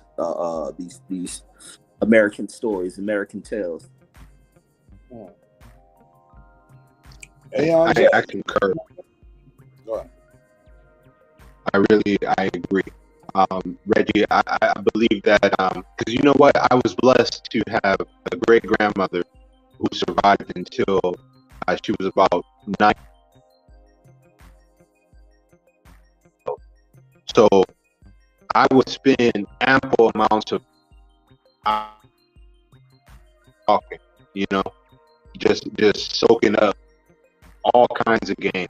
And some of the stories that I heard from the early 1900s, you know, from before World War I and World War II, and continuing on all throughout, you know, they've stuck with me this whole time. And I do realize that some of our people, they don't get that kind of experience.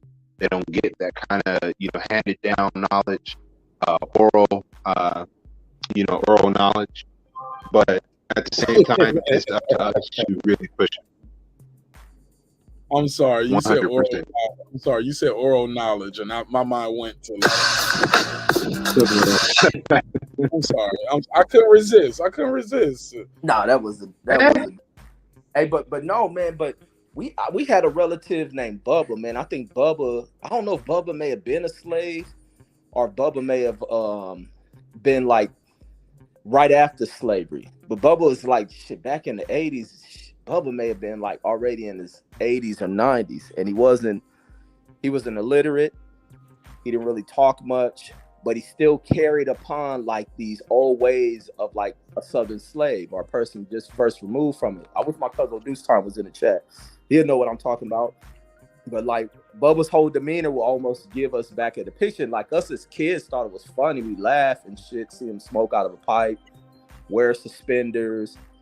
He would do like just old shit you would think of like a person back in that time period. But I think his parents were slaves. If anything, Bubba may have been born like right out of slavery. No, he couldn't have been that fucking old in 1960 something. He may have been like the first child removed from slavery, and his parents were slaves. But it was like just to see his whole demeanor, the way he functioned and moved was like it was just like crazy seeing the way in which he he behaved like even in this modern society, like out there in LA, like his whole demeanor was like being on a plantation and shit. Even our neighborhood, we used to trip on him, but like we get older, he like to sweep in the middle of the street, like sweep along the curves and shit, and go all the way down to the corner. We used to have to tell him, "No, Bubba, you can't do that," because we think in the mindset, man, you gonna get shot. You can't go on that corner down there. You got to stay. Boy, get your ass about, get out my damn face, boy. Pull your britches up and shit like that. Like neighborhood is what you saying? Sweeping the curb? Man, he'll sweep along the curb, man. He'll go and pick up, like if it's trash down on the curb, he'll pick that up. Like walk me with his hand. His neighborhood and his community. Yeah, but no, almost like how you would see a person working on a plantation. He'll do it like that. He'll just walk sweeping up, just cleaning your own up. Yeah. Yeah. Just making sure. Yeah. I think that's very. I don't know, P. I don't know. She said, I don't know. I shouldn't though. He's been on the panel before. She asked, was I gonna get flagged for the booty being on the screen? I don't think so. Mark, have you ever got any kind of and I'm going to change my avatar. I got to figure out how to do it. I got to find something. About audio more than anything, bro. You fix that audio, we're gonna be A1. Like I said, I want you to go back and hear this. Make sure you listen to this, and you're gonna be like, "Wow, I didn't know I was doing that." But go ahead, because after this, we got to land the plane. Because I got a couple of announcements, and I'm gonna move right on along. And right, I just want to, I really just want to state, we really have to take time to understand the hardships that some of our ancestors really went through in order for us to be in the positions that we are now. Like, I'm calling you guys from Southeast Asia right now. I have family members who are Thais, and I recently was up there at the farm. I've called from the farm, not on this channel, but on Reggie's channel. So you guys have kind of seen some of the property and stuff like that. But I recently did some rice planting, like planting actual rice and preparing it for harvest. And when I tell y'all, that is some of the hardest work, walking around in that swampy, muddy water and planting the rice and putting that out there. I can only imagine what some of my ancestors may have went through in states like Virginia, South Carolina, North Carolina. I mean, I did that for 2 days. And when I say I wanted to run away from that shit, I can only imagine what, under the threat of your life, the threat of death, malnourished, starved, beaten every day. I can only imagine what my ancestors truly had to go through to survive, for us to even be here, to have this conversation, for Marq to have this show, for Marq to have this platform, for all of us to come and join up as a collective and talk and have these discussions. I want to thank my ancestors right now for all the shit that they went through, and having they didn't even have an idea of where all this would go. But Right. I'm gonna take it even further, because I really appreciate just them surviving and finding another reason not to kill themselves under such pressure, because I truly appreciate it now, and I have a firm understanding of the bullshit and everything that they had to go through. And sometimes the truth is far worse than any movie could ever display it. Absolutely. Than any TV show could ever display it. Far worse. Appreciate you, Aeon Jack, man. I think that's all I can take, Aeon Jack. I did the best I can. But check, as soon as we stop right here, go to the video on YouTube, rewind, and hear your monologue. You be like, damn, that's how I sound. Trust me, man. You're gonna fix it though. We're gonna find a way to work, but as much as we can, because we have people call from China and other parts of the world, so it's a way we can fix that audio. Hit me up offline, and we can do a test call and do a test run, and I'll work with you, because I appreciate your perspective. I appreciate your life experiences that you share with me in the neighborhood over here, or the neighborhood and I, should I say. So I really appreciate it. I don't take it for granted, but thank you for your time and energy, bro. Thank you too, Marq. I really dig everything about your platform and what y'all brothers be doing. And then it's also cool to just hang out with like-minded fellas like y'all. And everything that y'all doing is dope. Audio, man, we're gonna be A1. Like I said, as soon as you're done right here, go to YouTube and just rewind a little bit. You're gonna be like, whoa. All right. So thank you so much, my brother. That's all we need. We fix that audio, man. You can kick with us all night. All right. Champion Heart, talk to me. What's on your mind, my brother? Happy Father's Day to you. Champ. Cooking with the There you go. What's up, Champ? What's going on, brother? How you doing, my brother? What's good? All right. And I'm getting it late. I can't hear you. You say you saying what now? It's like I'm getting that delay. I don't understand what's going on. You giving up some money? I'm still getting the audio. You talking to Aeon Jack? You might have the YouTube still open in the background. Turn the YouTube off.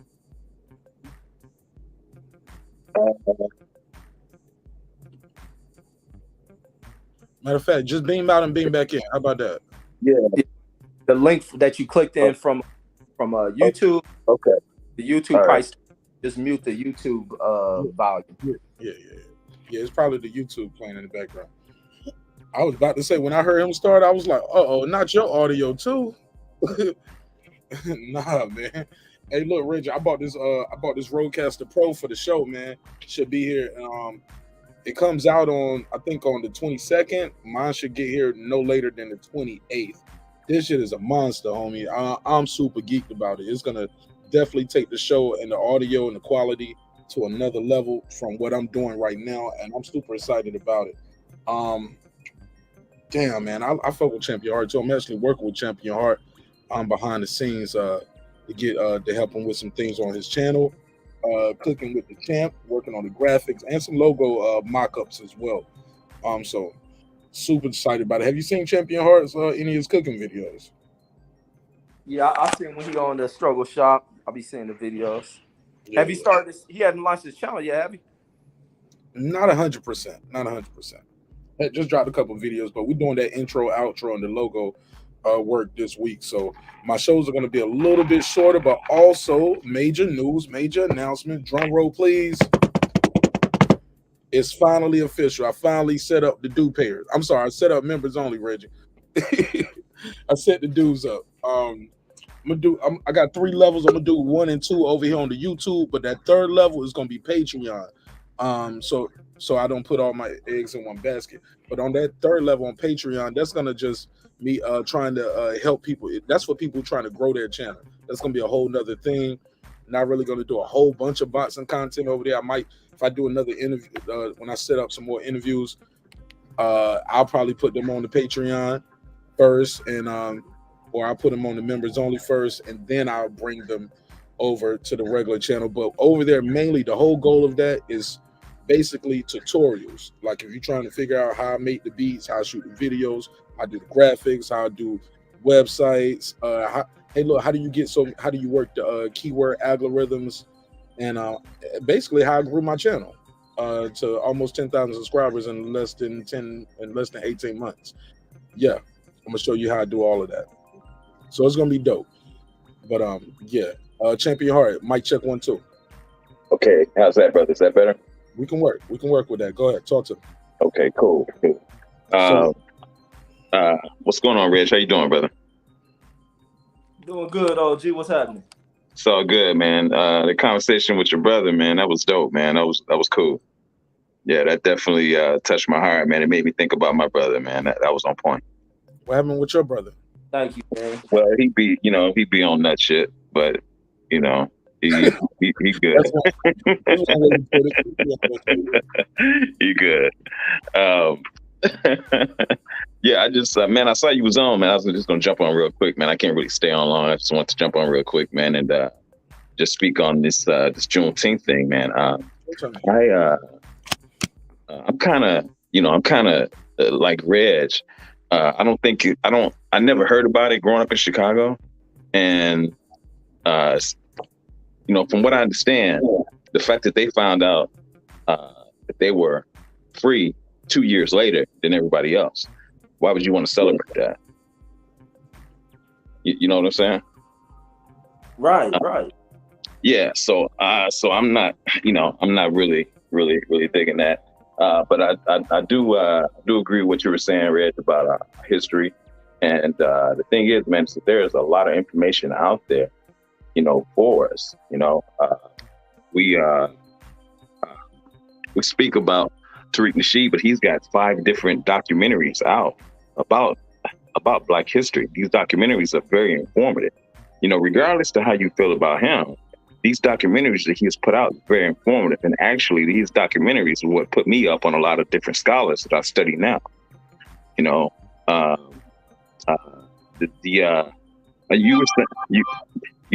were saying something that we were saying this is not our country. I don't know what Black people have told you that, but that's not true. This is definitely our country. We built this motherfucker. No, he didn't say that. Reggie definitely didn't say that. Black people. We actually said the opposite. We said 100%. I'm sorry. Go ahead, Reg. But I was about to say it, but I'll let you speak for yourself. Yeah, go ahead, brother. No, I was saying the problem is Black people say this ain't our country, and that's the problem. Yeah. Yeah, well, that's what I'm saying. I don't know what Black people are saying that, because this is definitely our shit. We built this motherfucker. This is definitely our shit. This is why. This is Dr. Claude Anderson. Has said himself that we are original to this country.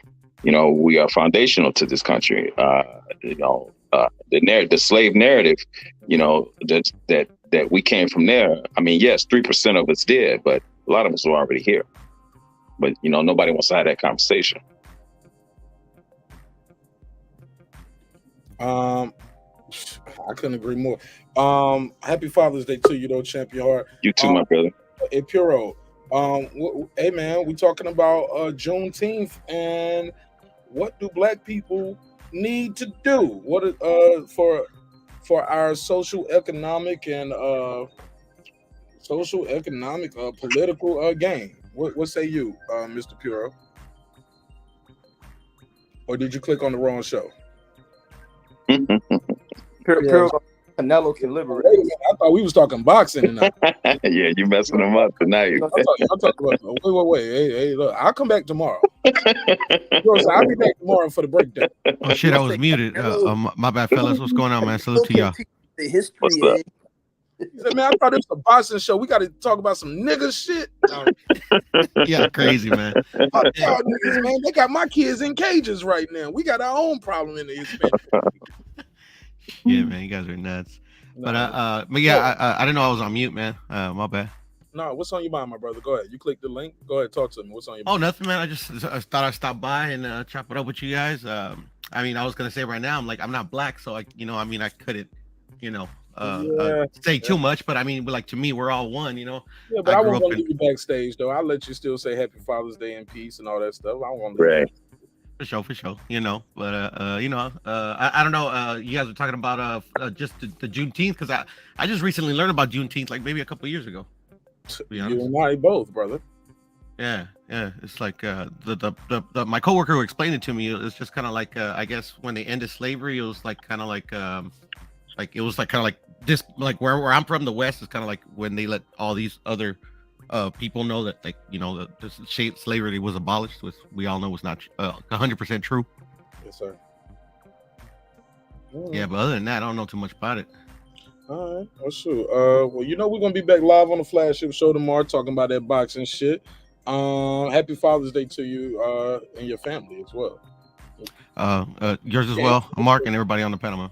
You can answer this. Right, why is Father's Day so neglected? And that I'll let you go after that period. Why is Father's Day probably seem like it's one of the most neglected holidays, if you want to consider it a holiday? I mean, they got all the. I think Chris Rock had this he had this joke. He said, "Man, they got Dear Mama, Mama song. They got all these songs for Mama. What's Daddy's song? Papa was a Rolling Stone." And he was like, you know what you get when you the daddy? You know what the daddy get? You know what you fucking get? The big piece of chicken. Some bros don't want to give you the big piece of chicken. Right. I saw that one too. Look, ironically, if you was watching the NBA Finals, they were saying Happy Father's Day, blah, blah, blah. And I think what's the white dude who do the commentary with Mark Jackson? Is it Jeff or Stan? I get them mixed up. Jeff Van Gundy, right? Jeff Van Gundy. I think it's Stan, isn't it? I think it was both. Stan was the good coach. It was Nick coach, so it's probably Jeff. Yeah, so Jeff Van Gundy he said, hope you guys get the big piece of chicken or some shit like that. And I was like, and everybody laughed. We get the joke. We know where it comes from. But everybody knows it. Daddy Day ain't shit. Like they want you to cook on the grill on Father's Day, Champion Heart. Right. Your Father's Day gift is you get to see your kids. You get to babysit so she can go let another nigga skeet off up in her. Respectfully. I say that with all due respect. Piro, what say you? And after that, I'll let you go. What say you? I mean, I think I actually don't know why. I mean, I think one day is not enough. I mean, to all like the fathers out there that really raise their kids the right way, they need more than a day. I would think. But why it's like neglected, I don't know, man. I mean, I don't know. Maybe I guess the embedded hypocrisy in a lot of people. I have no idea. Mother's Day 30 days prior, and she had all that flowers, candy. Everybody go to church. Oh my God! I mean, Daddy, you lucky if you get a tie, a necktie, or some shit. You lucky if you get a breakfast or something. But thank you so much for your time and energy, Pure. I appreciate you, man. We're gonna get back into this Black Power shit, though. No problem, Mark. Up to y'all, brothers, man. Take it easy. All right, man. Take it easy. Easy. And yeah, man, I'm trying to be respectful, man. Let the guys still talk, but I'm trying to do everything in step. Say it's black only on the panel. No, right. I don't want to say that. That's not right. That's not right.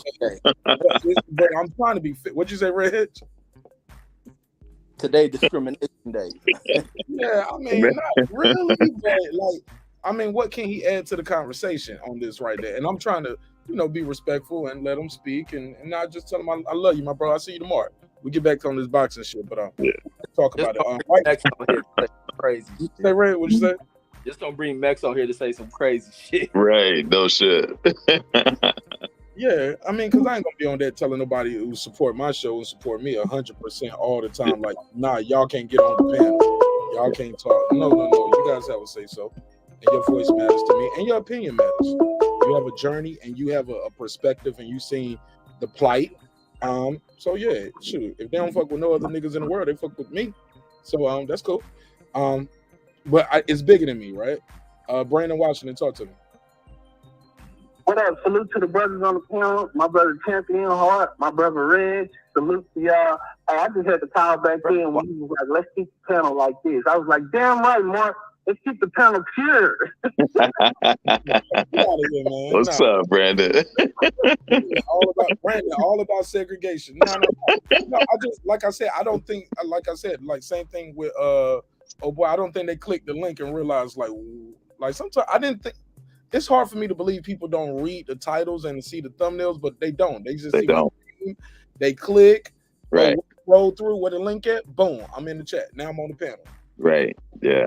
I listen to the show a little bit, or I rewind back a little bit and see what's going on. Man, they got love for your homie Marq Nash, so it's cool. But yeah. Hey, I'm gonna jump off, man. I just wanted to come on, brother, and speak on that real quick, man, and give you some support, man. But real quick, man, before I go, when you get done with the intro that I'm going to use, can we premiere it on your show? Is that cool? I wouldn't have it no other way. All right, that's what's up, man. That's what's up. All right, man. Salute to my brothers, man. Much love to y'all, man. God bless. Good night, I guess. All right, right side, talk to me. Shout out to Blood Boxing in the chat. Go ahead, right side. You got the floor. What's on your mind, my brother? Talking about Juneteenth. Black folks, what can we do to strengthen our position financially, socially, economically, politically? What say you, right side? Can you hear me? Testing. 1, 2, 3. Sound like you standing right here beside me. Go ahead. Good shit, man. No, hey, so first things first, man. Salute to you, Mark, Reggie, my brother. Goddamn, Brandon Washington calling in, talking shit. Hey, Champion Hart, man. But this what it boiled down to, man. It's interesting. It's interesting, man. Yesterday, my grandmother called me, and she told me that her air conditioners and shit. You know what I'm saying? She got window units and shit. She said the shit was fucked up, so I went over there. You know, I tried to change them bitches out. Fuck my back up doing it. You feel me? Fuck my back up doing it. I ain't have a chance to enjoy Father's Day like I really wanted to. But I say this. I say that to say this.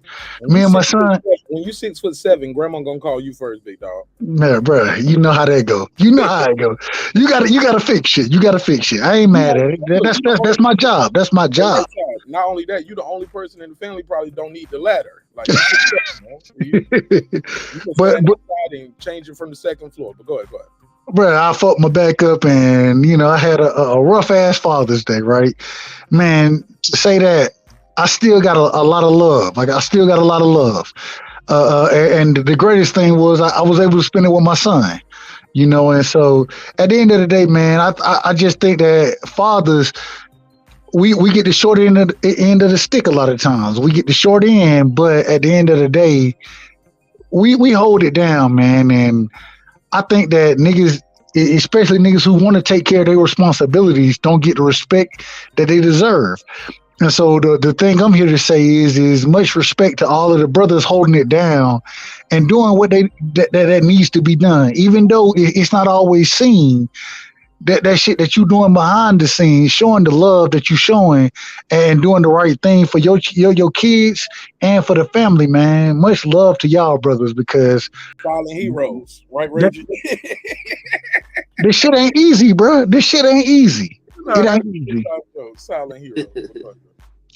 But nah, man, I appreciate it, and I don't know, man. At some point in time, man, this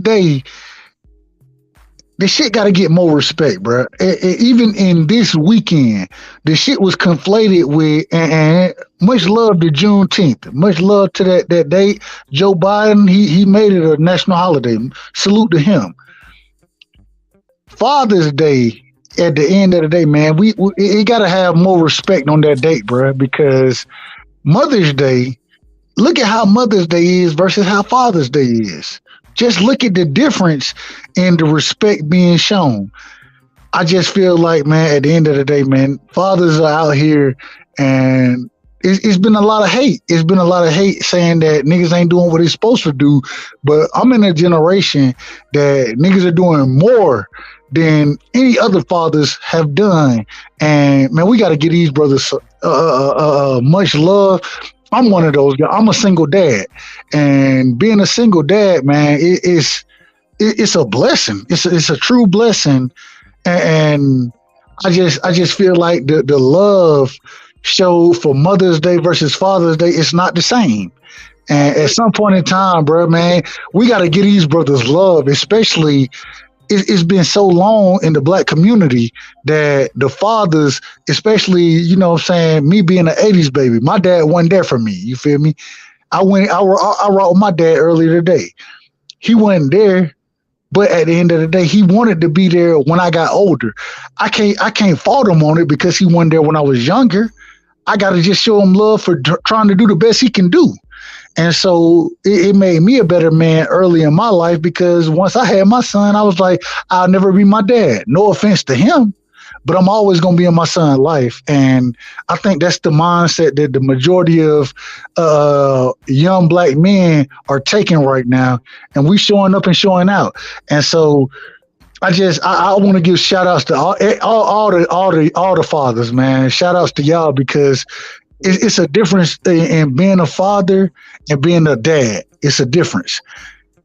It's a big difference. You can be a great father, or you can be a father that provides financially, but to be a dad, to be in your son's life, your daughter's life on a daily basis, showing them the ropes, showing them how to move, it's a difference, and that's what I strive to do.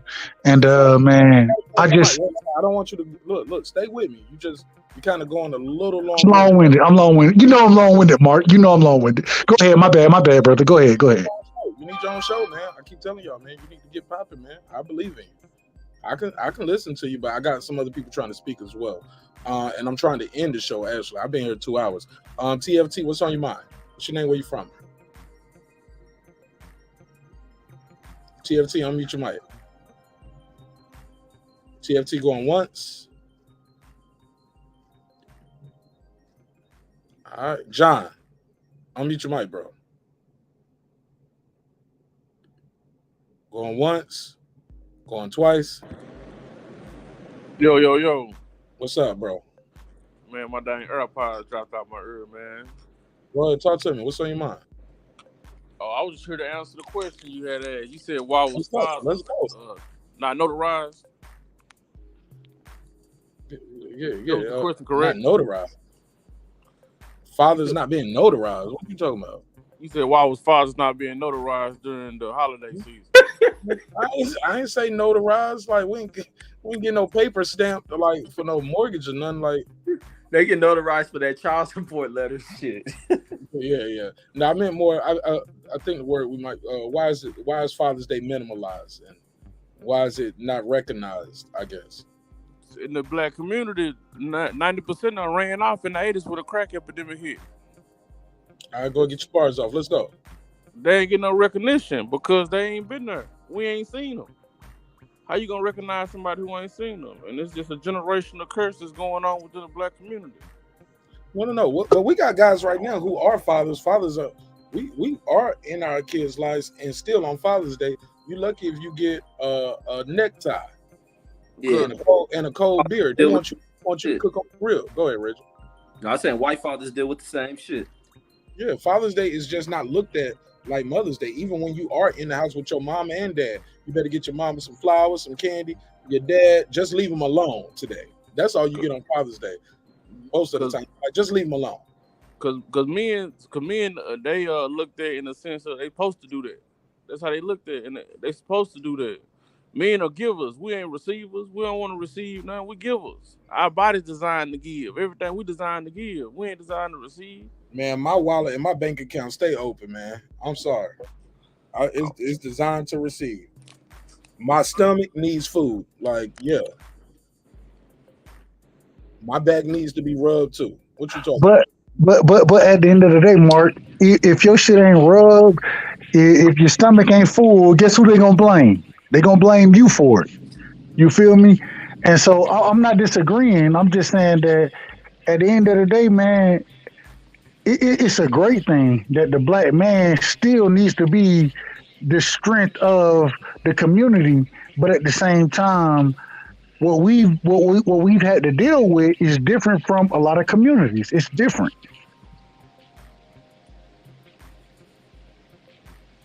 Yeah, go ahead, TFT. Mother's Day. My mom ain't here no more, and I ain't celebrating this shit. No. What you say, Reg? Your mom? What? TFT. I gotta mute your mic when you're not talking because I can hear the show in the background. Say that again, Reg. My mom ain't here no more, so I don't celebrate Mother's Day for nobody. So they get equal opportunity when it comes to that and Father's Day. But even what about you talking about your paternal mom or your maternal mom or my mom's who adopted me. That's who my mom is. She gone. So, but even with Father's Day, like with my kids, I didn't tell them today was Father's Day. You know how they heard that? What about real quick, Red? Slow down. What about the mother of your children on Mother's Day? I don't celebrate that shit. My kids can tell her that shit. What I'm supposed to do for it? I'm asking, like, some flowers, a dinner, a spa day, Please. a couple dollars. You know what I'm saying? Hey, go get yourself something nice. A card. Man. Hey, I'm throwing things. Hold up, right side. Hold up, Kyle. I want him to reply to that. Like, Rich, go ahead. Reply to that. No, my reply to that, like, that ain't my job. My day, my task. That's for the next nigga to do. That's why we broke up. But that ain't my job. But even like when coming to the celebration of like, because I'm not with like a lot of the kind of days that tell you what a day is. Like I say, I didn't tell my kids today was Father's Day. They happened to see me listen to YouTube, and they was reading the comments and seeing that it was saying Happy Father's Day. And like, oh, Happy Father's Day, Dad. Like, oh, you shouldn't be doing this for us. I'm like, no. What's going to be tomorrow? Tomorrow's Father's Day. The day after that, all the way till we come back around to this. I'm a dad 365. I don't have to go out my way to celebrate that shit or expect things. Like, because I don't even expect things like on Christmas. I think it's... Yeah. Yeah, I didn't cook my own breakfast this morning, really. I had that shit catered to me all day long. I appreciate it. That one time, I appreciate it. Shoot, I got to look. Shout out to my mother-in-law, man. My mother-in-law gave me a card with a couple dollars in that motherfucker. Wrote me a nice little letter in the card, like. But that's what she do. That's how, like, my wife's family. That's just what they do. They give Father's Day gifts. On your birthday, they come see you. Everybody see your little card, see your little, like they're they're givers. Man, fuck gimmicks. They better do that. I didn't grow up like that. They better do that shit on some random ass day with appreciation. Like, I don't need, because they say it's this day. Oh, it's insulting to you if somebody give you a card of some money on Father's Day. It's like, I did this last month in May for the rent.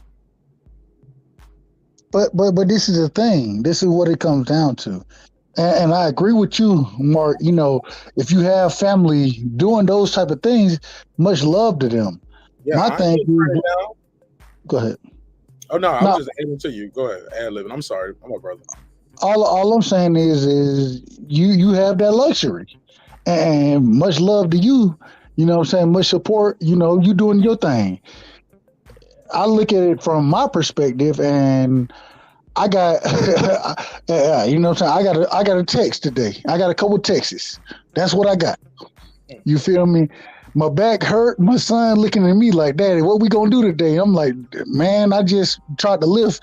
I fucked my back up messing with Grandma yesterday, and he was like, yeah, we did get hurt yesterday. I'm like, damn, you was hurt too? He was like, nah, you was hurt, but I know you was hurt. I'm like, yeah, you damn right I'm hurt.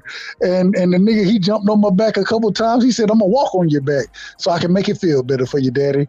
That's what I got for Father's Day. I'm not mad at it. I love it. The reason I love it because I spend it with my son. You feel me? At the end of the day, I just think that the fathers that I think it's a stigma that's out there as far as what used to happen versus what's happening now. You know what I'm saying? And what's going on right now, from what I'm seeing, I got partners my age that they all, you know what I'm saying? I done shouted out, I shout them all out for Father's Day because they doing their thing as fathers. Same way as you, Mark, same way as you, Reggie, you know what I'm saying? So much love. But at the end of the day, the respect and the love that's given for Mother's Day versus Father's Day is not the same. It's not the same. And I don't expect it to be the same, but at the end of the day, Why not? if it, Why not? Both of y'all, it took both of y'all to make the baby. I agree with that. I agree, but once again, we all Like, know it's more that your daddy to save the house. it's Not more your it's more expected from men than it is from women. It is what it is. It is what it is. It's more expected. The expectations are different, and I'm not against the expectations. All I'm saying is that at the end of the day, when individuals are doing their job and showing up and showing out, show them brothers that love. Just show them that love, and I can just giving my facts. I know that the love is totally different. It's totally different. It is what it is. I agree. Go ahead. I got a question for Mark. Go ahead, TMT. Hey, you and your wife equal? Under God, what you mean equal? Like equal in your eyes? Do you see her as equal to you? Yeah, I don't. She ain't beneath me. She ain't under me. What So you mean? equal? I'm asking you. How about this? I don't know if that's a trick question, but my wife is definitely like you gonna when I go somewhere. You treat me how you gonna treat my wife. How you treat me, homie. You ain't gonna even without my presence. She's a representative. Facts. You better respect her because you disrespect her. She ain't gonna fight you and whip your ass. I'm gonna be the one. If you disrespect her, you disrespect you. Exactly. I agree with it. I agree with that. Absolutely. Like so, yes, we are equally yoked. That's my wife. I'm the king. She the queen. But understand this: my wife say matter, but my say is final. Does that make sense? It's a little convoluted. Okay, So I'll say it clearly. My wife might say, "Hey, we're gonna go to the this wedding," and she don't told people we going to the wedding. She tell me about it. I was like, I ain't going to that shit. You ain't going either. Fuck that. We ain't doing that shit. Blah blah blah blah blah blah blah. And that's it. And then we ain't going. Does that mean I don't like those people? No. It was just like, no, we're not about to travel all the way there. Like her say matters, but my say is final. You know what? Thanks. You know what to the value of the part. I think vagina is more valuable than a male's motherfucking thing. And that's really what it boils down to. Vagina. I disagree. Value. Says who? Who says who? Or she may go alone. No, she's not. Well, they know she's going alone. Who says it? Like if no, that's what I'm saying, Queen P. If she was a single woman, if we was girlfriend and boyfriend, if we was dating and just kicking it, no. But no. But you just said y'all equal though. You didn't hear what I said after that. No, so we equal in life. We're equal under God. We're equal in how we should be treated and respected. If I'm not there, my wife is there. You disrespect my wife, you just disrespected me. Yes, you disrespected us. I ain't even got to be there, homie. I don't even want to hear your side of the story. It's on, and it's gonna be what it's gonna be. That's what I mean. You look. Oh, okay. You looking at it from a transgression standpoint. No, I mean it from because I don't know what point you're making. I'm trying to make it make sense to me what your statement was. Because your statement, your question actually sounded like a loaded question. Like, no, we're not equal physically. I'm a man. I can do things physically that she can't do. She's a woman. She's gonna do things physically that I can't do, i.e., push out that damn baby. So, but are we equal? Did we both make the baby? Yes. Are we both responsible equally for raising this daughter? Yes. Like what? Facts. It's all on, I don't know if he my bad. Question, but I don't know if he trying to hit me with a trick question, but I answered it. Now break it down. What's your point to the question? Because we comparing Mother's Day and Father's Day when there's no comparisons. Because a man and a woman is not equal. That's so what you don't think a man and a woman is equal. So who is over who? Who's better? Somebody better than the other person? I don't get it. No, you're talking about Y'all, Well, it's about parenting, mother, father. Y'all are equal in your responsibility and your role in creating, raising, and maintaining that child and providing for the child. If not, guess what? Both of y'all gonna be in jail if the child is malnourished. Like, you let that baby, both of y'all live in that house, and that baby just show up to school with bruises and marks on him. You saying she did it? She saying you did it. Y'all equally going to jail, my nigga. Like, I mean, I don't understand.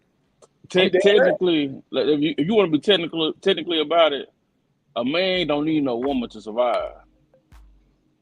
It ain't even, that's a whole nother conversation, though. A woman need a man wholeheartedly to survive. I disagree. And to raise kids. No, she don't. Disagree with that. We seen it all the time. She can flash. You can pull her panties aside, flash at a nigga. She got a mill. She can show her titties and get a house. Yeah, that's it. But when something break, who she gonna call? She gonna call somebody, man. If something break around your house, you can go fix it. If you need something, you can go cook something. Look, if my toilet break, I'm not a plumber, homie. I'm not an electrician. I'm not about to go out here and electrocute myself. And I'm not about to climb on the roof to change no fucking shingles. I'm going to call a professional. It sounds good to say you calling a man, but really, are you calling a laborer who does the job and it just so happened that they're a man? Like, what are we talking about here, TLT? You don't asking. You said what? You don't like women? You think women just there for pussy? You don't think women can contribute to society? Like, they can't be educators? Like, it's a lot of single moms out there, and it's not just all because she was a bitter bitch or the nigga left her. Sometimes people die, and a woman have to hold that shit down. And they just choose not to have no man for the rest of their lives. I didn't say that. Now you add something else to it. I'm asking you what I'm asking you. No, I'm saying that caveat is asinine, though, my brother. I don't even want to entertain that. We're talking about raising the child. You said we're talking about mothers and fathers, not just being a man and a woman. We're not just talking about relationship status and relationship goals. As far as her needing a dude, no, it's a lot of productive women in society. They are getting shit done. They taking care of their family. They paying bills. They are making things happen in your community and in your legislation without even, you know what I'm saying, without being married. Or without being, or dude got to do this for her. Sometimes the lady could be the breadwinner. She just make more money. You know what I'm saying? Yeah, you got a good job. You just got a better job. Or she has a more powerful position. Like, you are a lawyer. She was a lawyer, but she's a judge. You work in the private sector. You make good money in private, but she has more power because she's the DA. How about that? Do you get what I'm saying? It sounds like society than you. So both of y'all lawyers, she becomes a judge. You got to divorce her now? Yeah, you got to divorce her because she's a judge and she has more power than you? We talking about from raising kids standpoint. What? Raise a kid. Society. We see how men have been, we speak about the 80s and man being taken away from the family, or some people say the man had been in the household. There's been a number of women who have raised children on their own. A woman can figure out what a man can do in society. Hey, mute you when he talking, because I hear some background noise when your mic is unmuted and other people talking. Go ahead, Reg. Yeah, a lot of people have come from single mother households who have been able to figure out. Women in society figure things out in the way in which they function. A lot of men, you can have a man try to raise a child on his own. A lot of men are going to be lost in how to do certain things, especially if you have a daughter. You having to get her hair, keep her hair up, having to do that, get them checked into school, doctor appointments and things like that. There's a lot of things that I think women excel at doing a better job at that. As men, we're greater as the children. We reach a certain stage in life, like we become greater than what women can do. But ultimately, each one of us can survive without the other. Like, and yeah, go ahead. No. If you finish, Reggie. No, I was done. I need TFT to finish what he was trying to say before right side go. Cause I don't want him to lose his start right side. Go ahead, TFT, because he was trying to speak what Reggie was talking earlier. Go ahead, TFT. If you go according to when everything started going bad in the black community, That's when the men left the community. That's when they started when they started giving out welfare and food stamps. And when the men left the community, crime rate skyrocketed because the women was raising the boys to be emotional. That's what gangsters is. Gangsters are emotional dudes who learn how to be emotional from their mama, and they cut them loose in society. And they get their feelings hurt when they get their shoes stepped on. When they get mad, they want to start swinging and fighting because they watching their mama react. So, yeah, they can raise them. They can just raise them up to be men, emotional little boys. They grow up to be emotional men. Without the man, you ain't got nothing. That's why civilization in the way that it's in the condition that it's in right now. So men and women can't be equal. That's what I'm trying to say. All right, I heard you. That's your opinion. Go ahead, right side. Go ahead, right side. No. So, sorry, TFT. Were you still talking? No, I was saying you said that's my opinion. I said that's statistics. We can look it up. No. Your opinion is men and women can't be equal. That's an opinion, sir. No, I was saying the facts that I was saying whenever the black community started to disintegrate. I didn't say that. Your opinion, though. Okay, yeah. That's your thesis. I disagree. But go ahead, right side. No, and the brother, he not all the way off base. The thing is I know I can definitely refute what he's saying strictly off of my upbringing. I was raised by my grandmother, my great-grandmother, and my mother. That's who I was raised by. Being raised by them, not having a man in my life made me want to make sure that my son had a man in his life. You know what I'm saying? And so I took on the role of being a single dad strictly off of my upbringing. And so I'm not disagreeing with what you're saying, but what I am saying is that I feel like that strong men are going to be strong men regardless.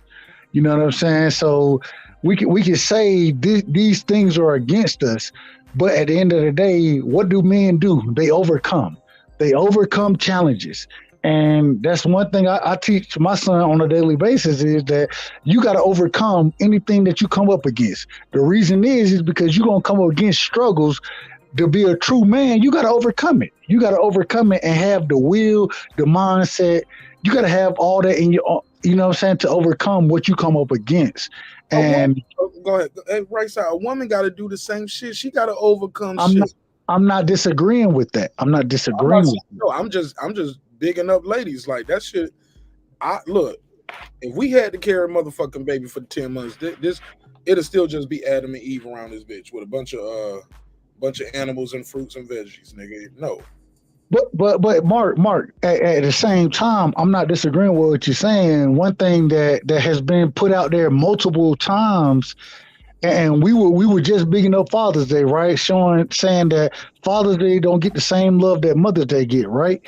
The thing is there are more mothers in those roles. I'm not disagreeing with that. What I'm saying is that at this current moment in time, we need to show the father's love the same way we show the mother's love. The reason being is because when you have the only way a man can learn to be a man is learning from a man. That's the only way it's going to happen. You know what I'm saying? For me, myself, personally, growing up with my great-grandmother, my grandmother, and my mother, I end up levitating or gravitating towards my uncles. You know what I'm saying? And when I gravitated towards my uncles today, for Father's Day, those are the individuals that I reached out to and gave love because those were the men that raised me, showed me how to be a man. You feel me? So all I'm saying is at the end of the day, a man has to raise a man. You know what I'm saying? A woman can't raise a man, regardless of how much love we give them. I love the women. I love them. But for me, I end up gravitating more towards my uncles just because that was the men, not having my father there. Those were the men that I grew up with and that showed me love and that showed me how to be a man. And so all I'm saying is at the end of the day, how many days? Because we don't end it today a couple times.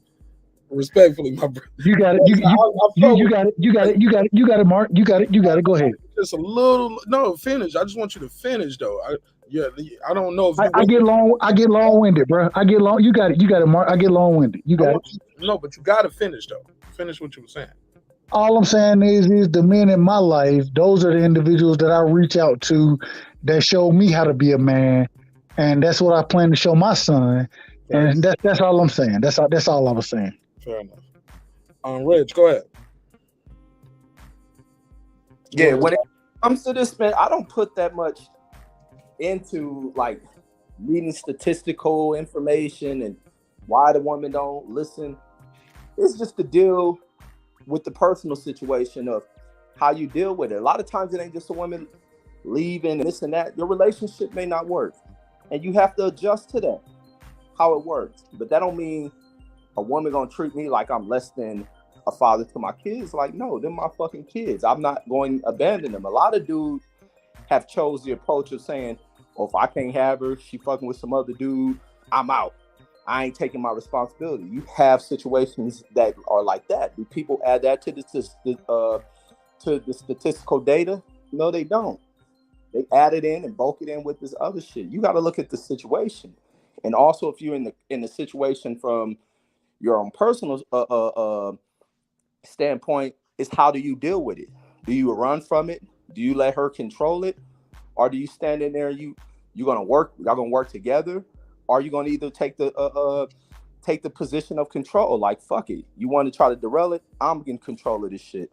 But you just have to deal with these situations. And I can't base my approach on situation not being with my kid's mother based on she trying to be on welfare and wanting to leave, or she just saying that she can do it on her own. No, we didn't fucking work out, and now it's on to not run away like some dudes have done in the past. I can't be with her. She got another nigga in the house and all them insecurities that dudes go through. Like, no, let her move on. I'm player made about shit. My approach is, we ain't work out. Fuck that. You find somebody else. It's better for you. Still stay together though, right? No. She moved out finally. But it's like that shit. That's been within the last couple of weeks though. Like a month or so. But it's like, but that's what I always wanted. But it's like the approach was like, shit, get married. Shit, that's what I'm about. My thing ain't to police a person. That's what the problem I think with a lot of dudes. Niggas be wanting to police these chicks. Man, I ain't your daddy. I ain't your uncle. We ain't relatives. We met, we fucked, and it was that. It didn't work, so it moves on from that. Let the next motherfucker treasure you. The thing is, we came in here with kids. I'm dad to them kids, and that's simply it. And motherfuckers have to take that approach. I watch many people walk away from their responsibility out of being bitter because the relationship didn't work. I can be cool with her and all that shit, but it ain't my job to try to police what she do and this and that. Dudes have to break out these insecurities and want to be in control. Realize when your relationship is done. Fair enough. Go ahead, TFT. You want to respond to that before we wrap this up? Oh yeah, I just wanted to say he correct about that last statement. I got 5 kids. I got three 10-year-old boys. I got a set of twins. I got custody of all my boys. And my girls live with their mama. How many? I said I got 5 kids. I got 3 10-year-old boys. I got some twins and another son. I got custody of my boys. My girls live with their mamas. But like he said though, some dudes can't bite that bullet and let the women move on. Cause I got partners of mine who couldn't do it. Who say, man, forget her, forget the kids. She done moved on. And a lot of dudes do that. And it's horrible in our community. All right. Well, shit, man. That's all I got for this one, man. I'm about to get into some other content. Appreciate everybody pulling up. I always say that, but I'm doing good right here. I leave it right here, less than 2 hours and 30 minutes. I think that'll have a good, decent replay value. Man, when the show's 7-8 hours, ain't nobody watching that shit twice. If you saw it live, you watched it, or you skipping through it, well, I ain't gonna lie, I can't say nobody, because somebody watching these shits. I'm seeing the algorithm. So, TFT, I appreciate your time and energy. You want to plug and promote anything before I let you go? Yes, sir. No, we good. Hey, man, we got to do that. We got to do that episode. You're going to get some smoke for that. We're going to have a good one with that one. Men and women, are they equal? Oh, man, let me know. Oh, man. Just go. I'm watching your channel anyway. All you got to do is make it up there. I'm ready. The thumbnail. You're going to be right there. All right. I'm going to do that. I might do that on Wednesday, bro. I might fuck around and do that shit on Wednesday. I'm off Wednesday, Thursday, Friday, and Saturday. Oh yeah, let's do it. Let's do it. Let's do one of those on Wednesday because I disagree with you. And some of those problems that you said we have in the community, maybe it starts because we don't treat people equally. You know what I'm saying? So we'll break that down more. Treat people. Yeah, I mean, just don't treat people how we want to be treated. I know it sounds cheesy, but we don't. You tell everybody smash the like button, but you go to that video, you don't smash the like button.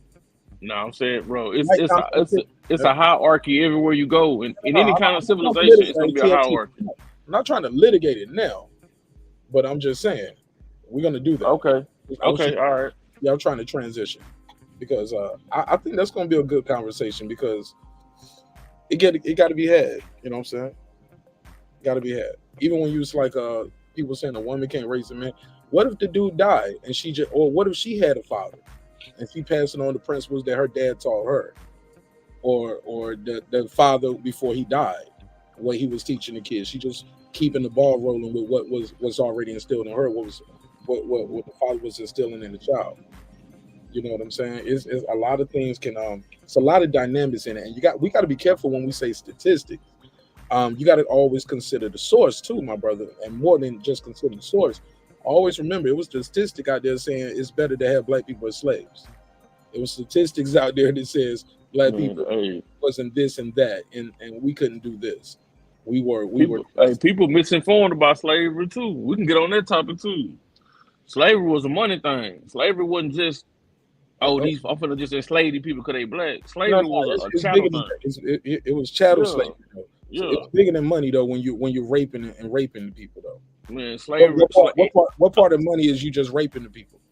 I'm saying slavery was a thing all over the world.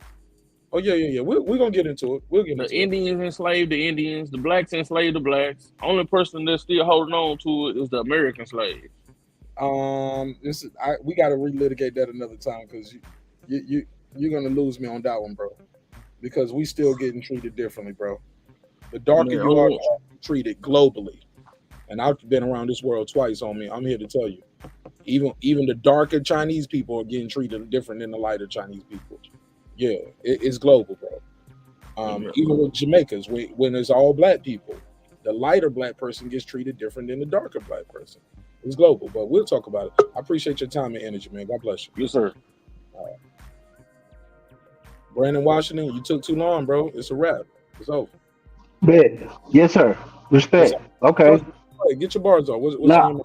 I just want to say respect to everybody. I just heard that brother talking, and I guess you got rid of him before I could click in. But he don't understand the concept of chattel slavery. That's his problem. He's equating slavery to people enslaving each other, and it's a different thing. Yeah, he don't understand. Yeah, he don't understand that. But I don't know if you know what I mean. But he sound like he do. But we'll talk about it. Like we can have that whole conversation. Like that'll be part of Wednesday's talk. Down. Oh fuck it, tomorrow. Yeah, I think that'll be a good episode. Down. Right, crank it up tomorrow. I think, man, Mark. But you can see people. You can see people hungering for this. You can see people hungering for this information and people tapping in. Every time you do these shows, this start to happen, and you get to the point where you can't even end these streams because there's so much information, so many questions to be answered, so many rabbit holes to go down. So I just thank you for having this type of content. Sometimes it's misinformation as well, my brother, and people be like, "Oh, Mark, blah blah blah." We can Google this shit, right? You know what I'm saying? And that's why I was telling my good brother right there, like, be careful with stats, because you know it's a stat to say you for bad things about you that weren't true. Black people are less right. You told him right.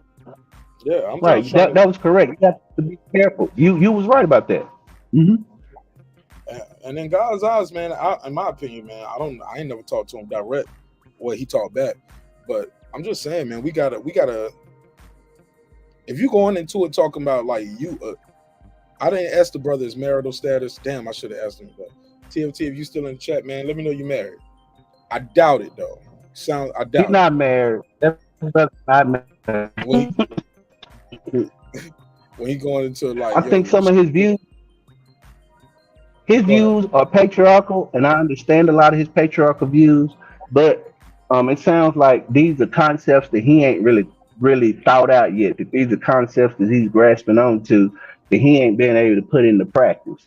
Like the concepts that he have as far as the woman and all of that. Uh, when you mean equal, I don't know what he meant by equal. There's different parts of equality. It ain't just one thing. So when he mean equal, yeah, I'm not. Yeah, I'm stronger than her, but that don't mean nothing. She's more quick witted than I am. So when you talk about equality, what do you mean equality? How equality under I'm capitalism? not Equality breastfeeding, under baby. How about that? huh? I'm not about to Yeah, breastfeed. like I don't understand. Yeah, and I'm not doing what they do, and I'm not equal to them in that. So But it's different I'm areas. not Like I'm not equal gonna to. go cut grass neither, though. You know what I'm saying? Yeah, yeah, like I'm not equal to a woman as far as they compassion or the way that they express themselves. I'm not equal to that. And so, but he was trying to act as though a man is dominant over a woman. I tell you, as a black man myself, we are foolish people. So if most of us are foolish, then I understand why women don't submit themselves to us because we're foolish people. So he got to take all that into consideration while we just down in a woman. Like, nah, I'm not. I'm Yeah. not participating in that. Nah, we're not about to bash no But women, bro. I'm not with that. Look, they nah, got no. But I felt the energy though. I felt the energy and the angle and the vibes. But I challenge him to be here tomorrow night. We're gonna do this. We're gonna do get here early. Get here early, and let's start the cook session early. Like it always takes one person to join the panel, then everybody get brave. Shout out to Brandon. Brandon's like, I'm gonna call in right now. I don't care who here. He said, "It's my show too, goddamn." All right, it's you feel me? it's our show. Absolutely. Appreciate you, Brandon. Thank you for your time and energy, man. Yes, sir. Love, bro. Salute to all y'all fathers and great brothers. Salute. I'm out. Absolutely, absolutely. Yeah, I think I threw the brother off a little too, Reggie. Like when he said he was like, "Should we be treated like women for Father's Day?" I don't mean it like that. You know what I'm saying? I'm just talking about the. Well, I said it already. I ain't got to relitigate everything again. Go ahead, talk to me, Reg. Close this out, man. Final thoughts, my dog. Yeah, on the Father's Day thing, man, I think it's all an individualized thing, man. I think if the women around you appreciate you to that point, then they should celebrate it however you like to celebrate it. Because I don't know if it's a dudes like me, I don't care about celebrating a bunch of like certain shit. So people know around me they ain't gotta do it. Hearing like a happy Father's Day and all that shit, that's great. That's great for me. I don't have to be given a gift or having to be pampered. I'm just simple like that. So, but for other people, I don't know. But there are like a stark difference between the way the celebrations for Mother's Day is and the way Father's Day is. But I also think the expectations are different between what a woman expects to have. I think women have to be, then what's the word? They have to be acknowledged or praised for what they do. They want to be acknowledged for that shit. They want to be shown appreciation. I think a lot of men can care less sometimes. But I think now that we have these 2 days that are celebrated by whoever decided to make this the damn day, people see the contrast in what they get. But I think for the most part, men don't really care about that shit. I know men that I know, and just myself is speaking of, I can give two shits about needing to receive a gift or being given something. Just hearing Father's Day is cool, but tomorrow I'm a father. Day after that, every single one of them 365 days after that, I'm a father till I kick that motherfucking bucket. Absolutely. What about men and women being equal? Give me a Equal? prelude. What homie was talking about before we go. I think it's all based on how a person decides to treat. Some dudes think they God's gift to women or God's gift to earth, and a woman should praise them. A woman's supposed to have their dinner ready. She's supposed to do this. She's supposed to mind her man or get slapped. And it's people who think in those terms and think nothing about a woman except she belongs in the kitchen barefoot and pregnant. It's just based on the mindsets of a person. I'm not a person in a relationship to where I try to run a woman. I don't think she needs to serve me and none of that shit. I think we have to work in unison with one another and respect one another. But Outside of that, when those things can be respected, then those two should no longer exist in that realm of trying to be a couple and things. But equal, I think you should treat one another equal, man. I don't think a man should just solely try to dominate over a woman. I think you should work in the same operations as a company. I had this one OG who used to, when his marriage, he's like, he the CEO of the company and shit.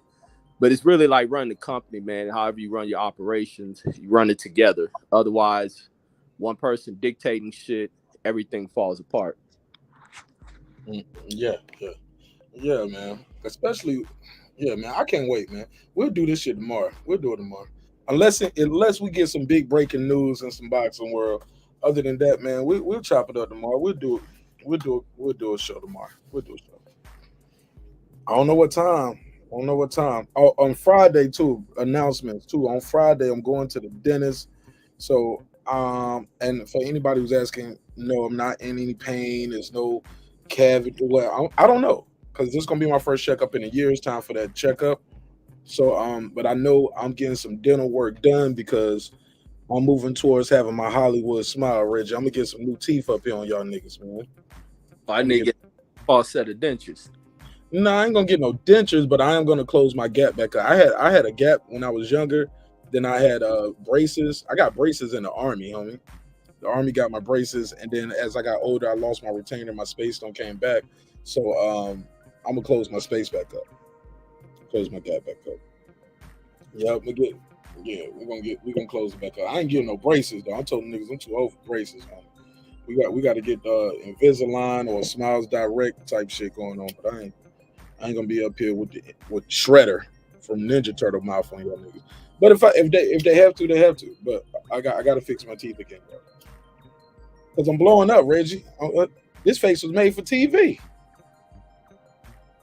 The smile was made for the NFL, though, nigga. I'm Michael Strahan with the flow right now. I got to get this shit together. These are Joes. But I appreciate you, my brother. About this conversation with Reggie Owens 1 and 2. We're gonna stay on the horror shop, aka Struggle Shop Net. I need to put a picture. Oh, Reggie. What you say, bro? I said all day.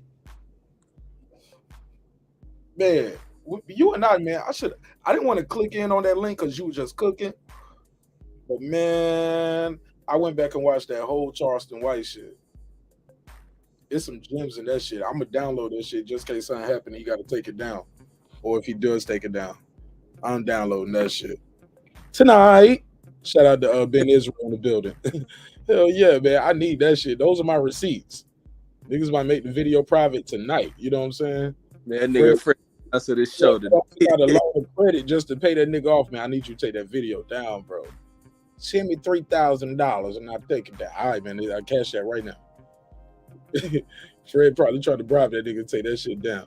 Yo, Reg, all that fucking contract talk. I believe Charleston White on that shit. I'm sorry. I believe it. Yeah, that shit was real. And if he's lying on you, Fred, you always talking about suing niggas. Sue him if he lying on you, right?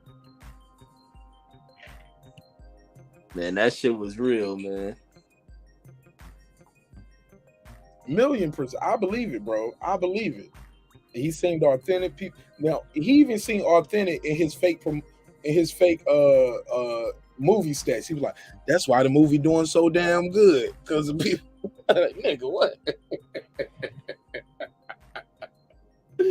What you mean all the movie doing so good? It's not. It's not. That nigga ain't even celebrating that. That nigga got. I mean, ain't no comments on that shit like that, Reg. Come on, people leave comments when something is, whether it's good or bad. People are leaving comments. Bro, I got more comments on my last video I dropped in that shit, bro. Come on now. I got more comments on that on a YouTube poll. In the posting poll. And I don't have 80,000 subscribers. Come on, bro. That shit cap. He said that because it sounded like he was leading. He was like, and that's why the movie do. Yo, and that's like him leading the witness. I caught that part of it too. People's like, nah, it's fake because he's trying to help promote the movie. This ain't helping promote the movie. Hell no. I was saying that dude in the chat kept writing that. How the fuck you getting PR from a nigga telling you double charging people? When people say, I want to test it out, see how much they take from me. Right. Who does that? Who would do that? Nah, man. And that's what I wanted to say in the chat, but I don't know if I thought of it then but I was just like, no, this is terrible promotion. The co-star is boycotting the movie. You interviewed him on your channel. You've been kiss-assing and brown-nosing, SDing for downloading when it comes to this guy. You get what I'm saying? And now this about you? Nah, not struggle shop, horror shop nigga. Nah, he wouldn't have been a part of that. Yo, I got an idea for a shirt I'm about to make too. It's gonna be Kenny Porter straight from the barbershop. I'm just trying to get the caption right for the shirt, nigga. Cause the shit is funny as hell.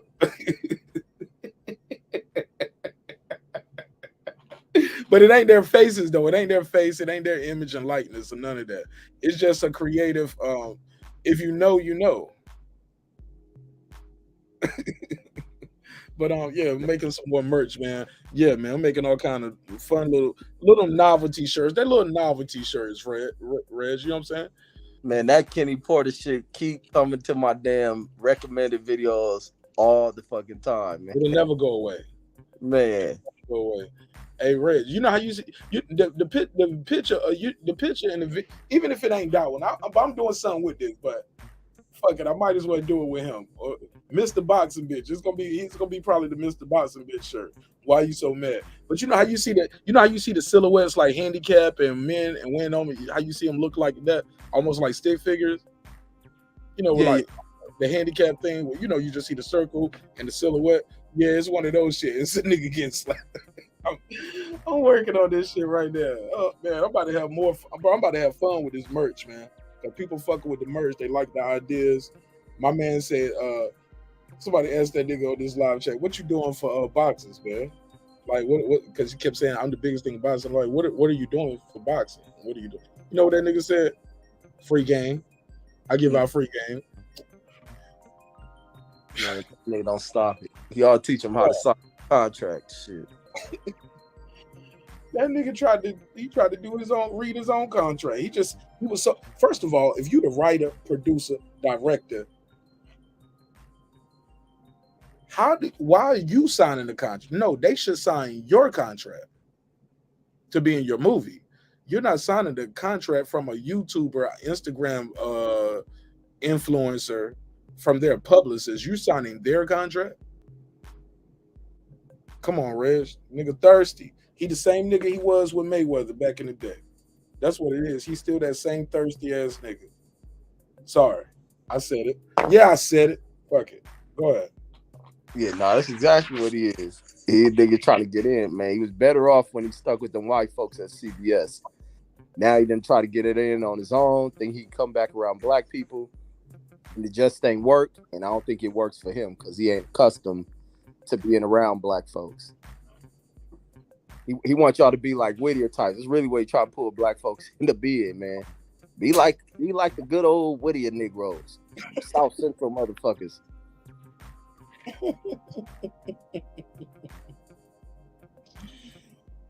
Yo, that should be blowing my mind when they be like, yeah, y'all niggas, man, y'all niggas need to do this. Because a lot of his shit be like, I saw that nigga like Tank Davis took my advice. I was right once again. Like, man, he small, man, small. Definitely has a Napoleon complex, bro. He's small in stature, he's small in minded, and wow. He's a snake oil salesman to me, bro. What happened to that war show, Reg? Man, nigga was taking money for that shit. What happened to that? He used it for that whack ass movie. Maybe he added something to the mansion fund. Yeah, that was probably the down payment. I'm a millionaire. I've been a millionaire. Nigga been saying millionaire for years, but you could tell he ain't really been getting money for a long time. Because he can't wait to tell people I got a pool now. You know what I'm saying? Like, it's a big deal for him. Like, this shit is a big deal for him because if so, you would have been had all this shit, right? Man, I can see that nigga in the pool with floaties on, man. Brought a house and can't even fucking swim. Hey, look, with a Nipsey hoodie. Right. He got oldies for your arms and he got them on his legs. Shit. God damn, nigga. That nigga insecure as fuck, man. That should be funny to me, bro. I'd be dying laughing. I'd be like, nah, I ain't gonna leave him alone. Somebody said Fred kicked my ass off his show for talking shit about Bob Arum. Wow. Damn. Ben Israel, he kicked you off the show? What you say about Robert Arum? Because he'll say he's like Mr. Robert Arum. But if you talk about Al Heyman, man, he would have brought you on the panel. He would have been like, click the link, dog. What's your information, man? I need to get up with you, man. We need to talk. He would have been like Jason Whitlock up there writing notes and shit. He was talking about Al Heyman. Go ahead. That nigga was writing down like he was gaining wisdom from Jason Whitlock. I'm like, what the fuck is this motherfucker? Act like they just said some of the most riveting shit you ever heard in life. Like, man, boss, man. But he liked them type of people that bash. Still was from the cone, nigga. He had to write that shit down. He was like, this is cone gold. I'm sorry, Lisa Bell. Lisa Bell don't like people saying those. She don't like the coon word, and she don't like people calling black women mammies. So I try not to say those things out of respect for the good sister Lisa Bell, because she actually shares the link. Shout out Lisa Bell's on Twitter. Follow my girl Lisa Bell on Twitter. She's more active on Twitter than she is on YouTube. YouTube, she might just be in the chat chilling. She jump on a Lady Shan panel, a couple panels for the most part, but on Twitter, she active, homie. Shout out to Lisa Bells. She never fails. But yeah, Tales from the Coon. I said that. I'm sorry. Yeah, he had to write that down. He was like, oh man, he's a great talking point. I'm gonna use these on these. Yo, that's your boy though. And bro, it be bothering me too. Niggas be acting like, man, they don't want to offend them. Like, man, I ain't gonna say nothing, man. Like, I mean, man, you know this. But behind the scenes, you'll talk to brothers and they'll be like, man, that's some fuck shit, man. That's some goofy shit. I don't respect that.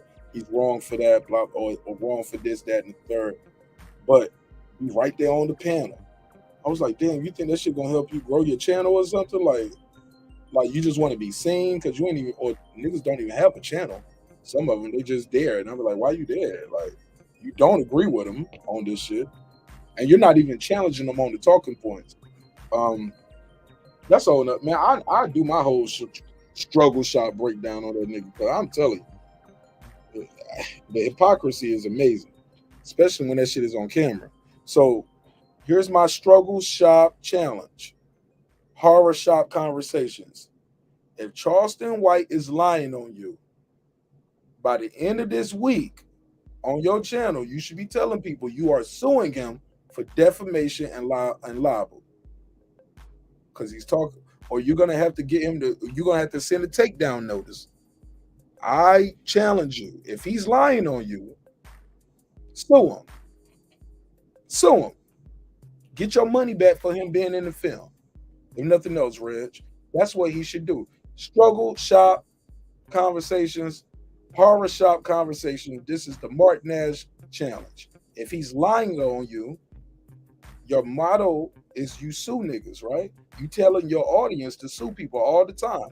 You are a millionaire by your words, not mine. Sue him. If not, it's a fact, and we call that checkmate over here. Reg, what you think of the Marq Nash challenge? Man, he ain't about to. Can't sue shit. Charleston them all to sue his fucking ass.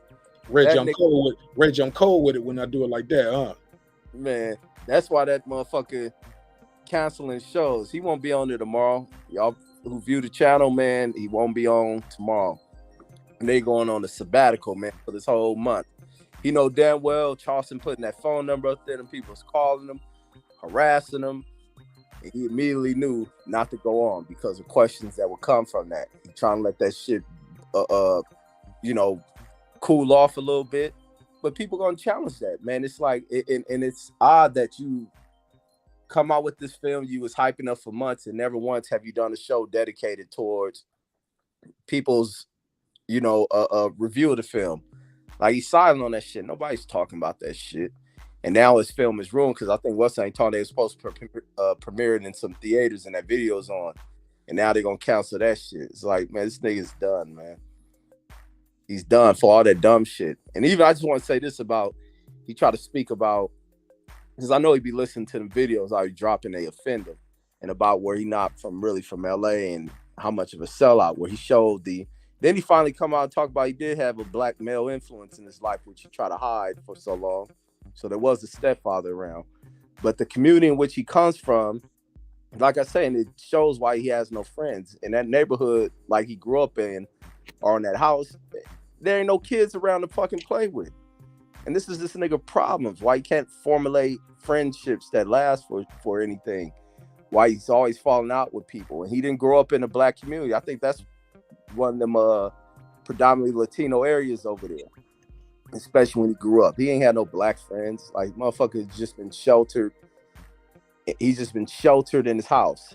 And bitter, probably picked on. And he feels like shit about himself. And that's the problem with the dude. You got to get over childhood traumas and grow the fuck up.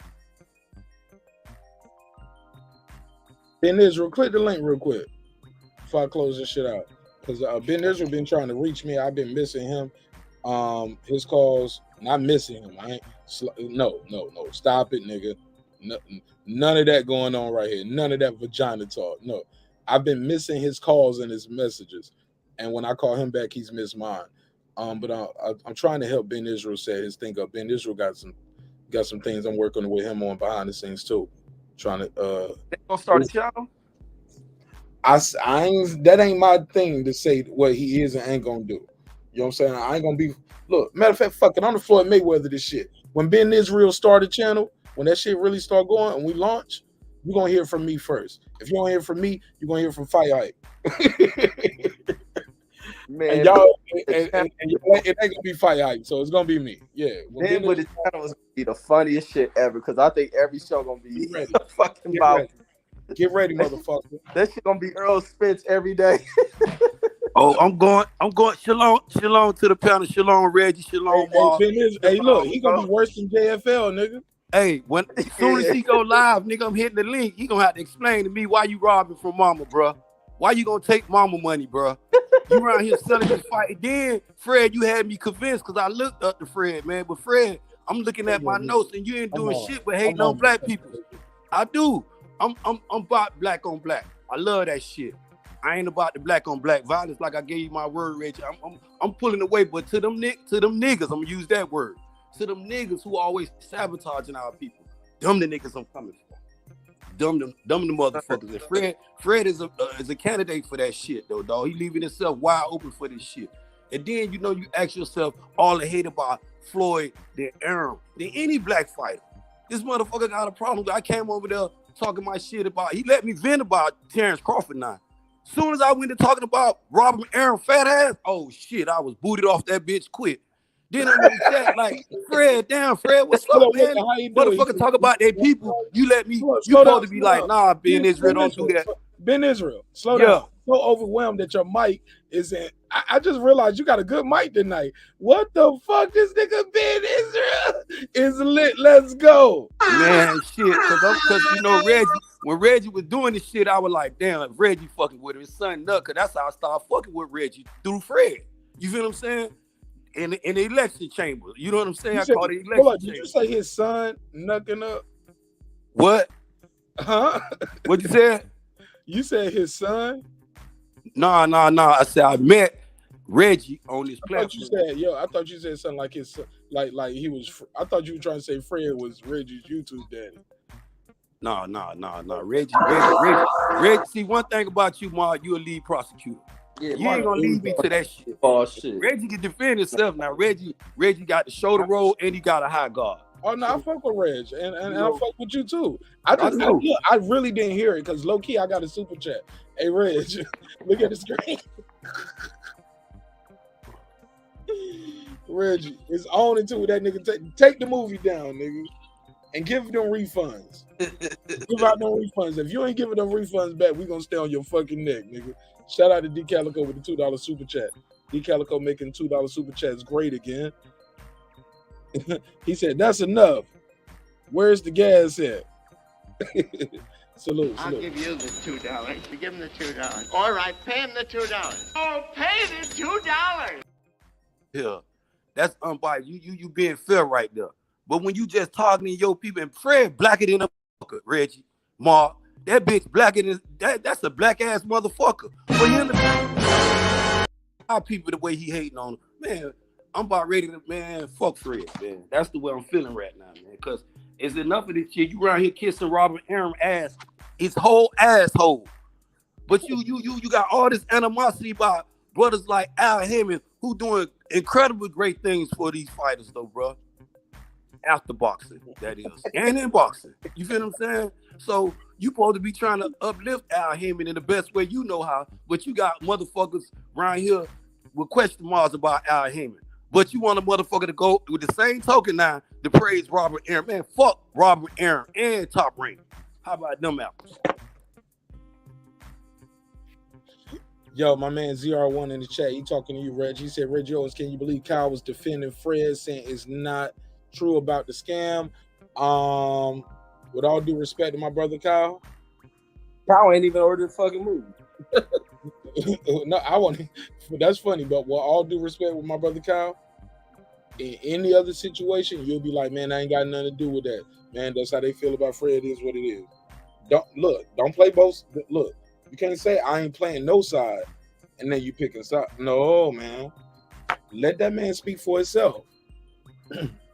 He the big homie, right? That's your big homie. Let the big homie speak for himself. He don't need you to fight his battles. He damn sure won't out there sharing your movie, plugging your movie. And you said he let you on his show to do the interview. I still ain't found that episode. Brandon Washington. We still ain't found that episode, my brother Kyle, where he gave you his whole platform for about an hour. Then he couldn't handle that smoke from Reg and got the fuck up out of town. He was like, nah, I'm supposed to be getting interviewed. Man, you let motherfucking Reg go in on Suleiman. This the same nigga. Now he going in on you and you hang up. But it was cool when he went in Suleiman, when that Suleiman on your show. It was cool when other brothers went that Wesley Muhammad. You cutting Wesley Muhammad off. Like, but you didn't cut off Rick Lacer though. When he was saying some of that shit. Like, man, so many, bro, I do a compilation on this dude. Right? You know, I got a facts only too. These are facts. And it was facts, daddy. Man, this shit is documented. It's on your channel. Hold up, Benners. Let me get this last part off. I gotta say this shit. Motherfucker be up there saying like all kind of outrageous shit. Kyle, you my brother. I don't know if this is true, but I'm gonna find out. But Kyle better leave this shit alone. I'm sorry, Kyle, because Kyle, you let him speak for himself. Reggie, I need you to reply to that part right here. What are he talking to you? And then we'll go back to Ben Israel. Reggie Owens, he said, can you believe Kyle was defending him, saying it's not true? What's your take on that? Do you agree? Kyle ain't even watched the movie. For once, I asked Kyle when the night I was clowning, I seen Kyle go live, and I went on his channel. Was like, man, I was like, what's the movie like, man? Have you watched it? Oh no, I'm gonna watch it later tonight. On my show, bro. That was when it first dropped. On my show, we asked him. Yeah, but peep this. He's like, no, I haven't watched it yet. So then I was tuning in to Fred's shit, and he asked Kyle, man, what you thought of the movie? Kyle, man, no, I haven't watched it, man. But then he start asking him the price. I'm like, nigga, he said I bought it. I thought Kyle said on my show he said he bought it. But yeah, he said, so nigga full of shit, man. He just don't want to tell the dude he ain't supporting that shit. Like, ain't nobody watching that shit. That's why he can't go on the show and talk about it. The movie trash. It flopped. It ain't shit. They overcharging people. They run into issues on that. I mean, the shit is a total disaster. And then these shows he talking about he got nominated for. No, you put an entry in for that shit. They're foreign-based film associations. They don't know shit about what the fuck this nigga talking about. Just got a nigga that entered, gave them a fee, and he think that shit means something. That films ain't going nowhere. For a nigga to say I'm what's that shit called? Nominated for whatever this shit. I know he ain't nominated for no He ain't nominated for nothing. Bro, come on, bro. You can tell by these trailers, man. He heard what we were saying about that last shit he pushed out. Non-chat. Clowning that shit. And the motherfucker had typos all in the trailer. Yeah, I'm a beast, man. I spot all of that shit. Go ahead, Ben Israel. You know, man, I look at Fred different though, man. I still got a lot The of audio respect. did it. Well, hey, look, however you had the audio before, go back to it. It's staticking now. It's terrible. What I sound like now? Terrible. It's not as bad as Aeon Jack, but it's bad. I'm clear now. Nope. Hang up and come back in. Come back in the room. Struggle shot conversations with your man Marq Nash. Yo, Red. At the end of the day, man.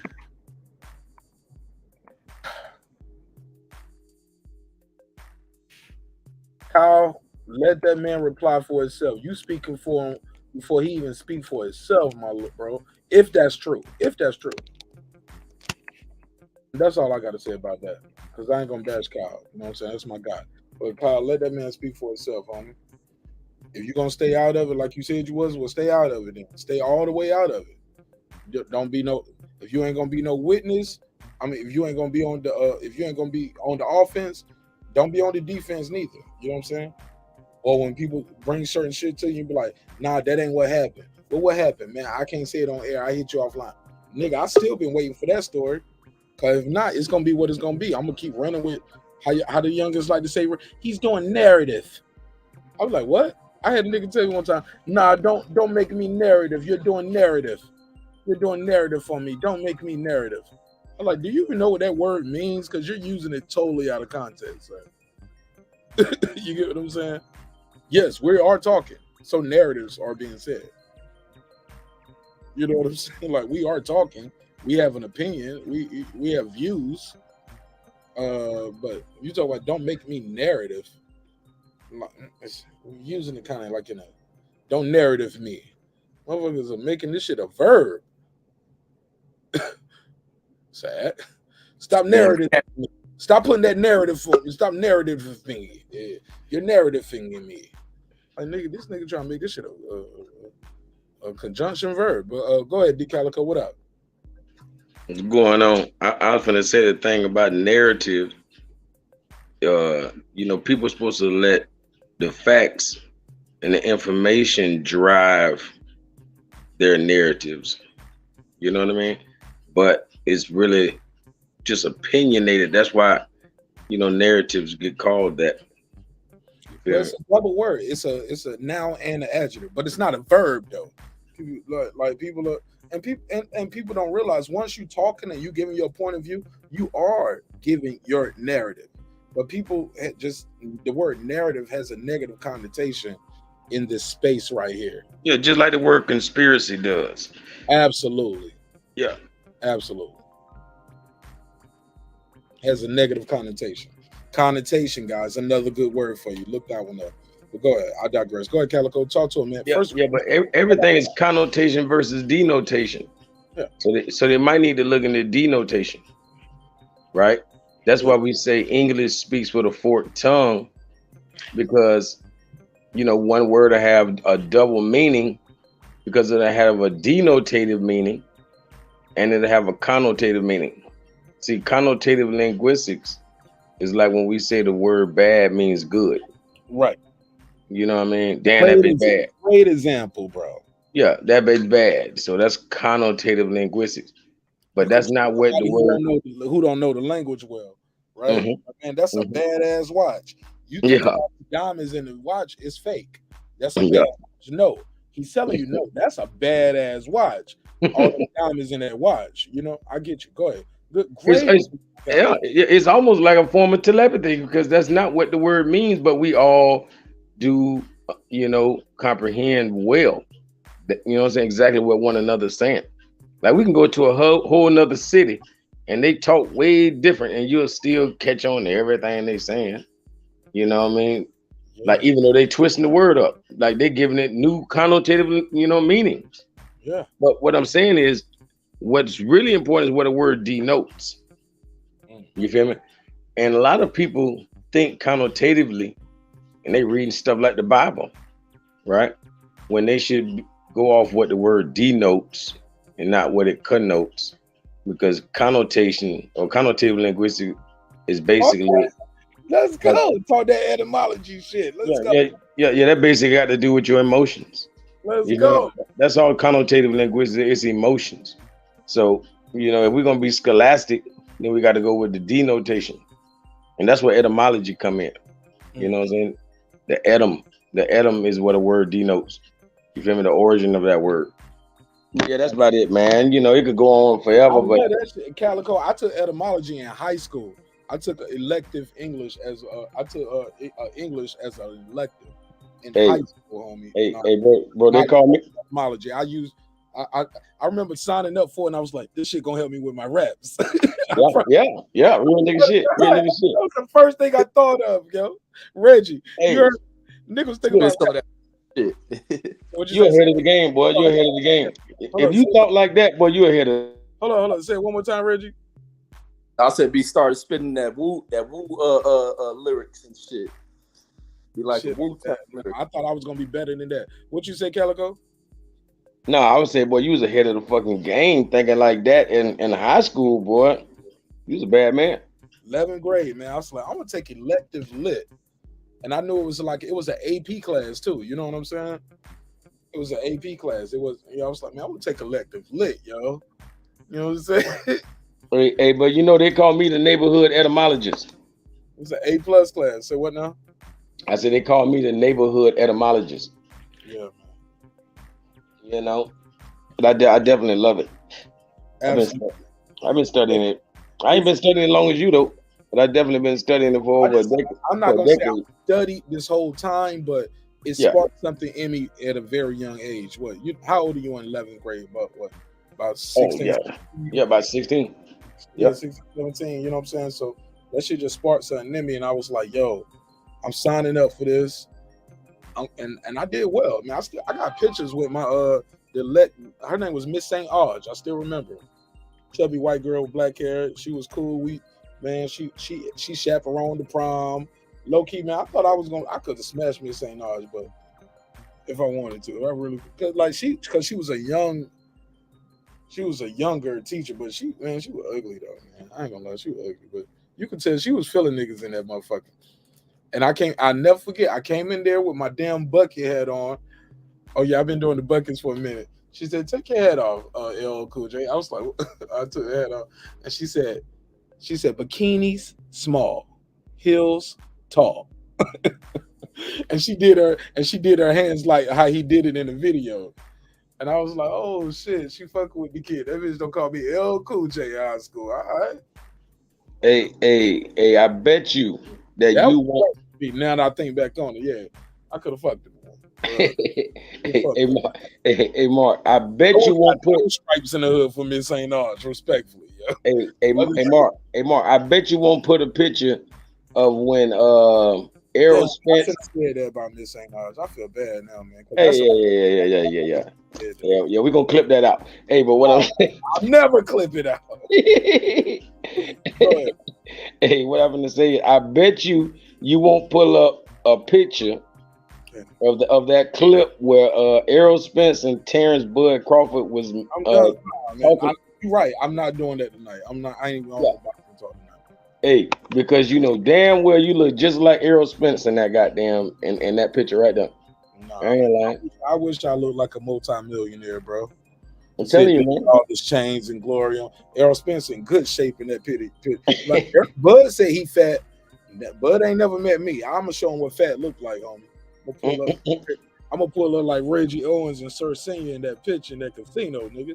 You just gonna pill up like yourself, Pillsbury. Hey, one thing about it, if me, you or Reg went down to them dudes' weight, man, anybody in the world would beat our ass, man. You hear me? I'm talking about 140 I weighed 140 pounds in high school, bro. Like, I mean, you know what I'm saying? Like, hey, that's what I'm saying. A high schooler beat our ass. We come in there 145 pounds. Not 180. I don't see it. But I ain't trying to find out neither, though. I ain't trying to find out. But nah, man. You ain't seen that video? We you ain't see that last episode when we showed that old man beating the shit out that young boy on that train? Nah, He I mean, beat the shit out there. hit 50, the brakes off on him, bro. He could have killed them. huh? Exactly. Yeah. Like everybody was running and screaming. They was like, "Don't hit him no more." Cause them uppercuts, bro. You just seen his head going left and right. You see the soul leaving his body. The nigga got a concussion, unconscious. He lay flat out. He get up. He leaking. The dude push him, like slam him to the side, like get out my way. Like to the boy, I'm just moving you out my way. It ain't no fight no more. The boy ain't get one lick in.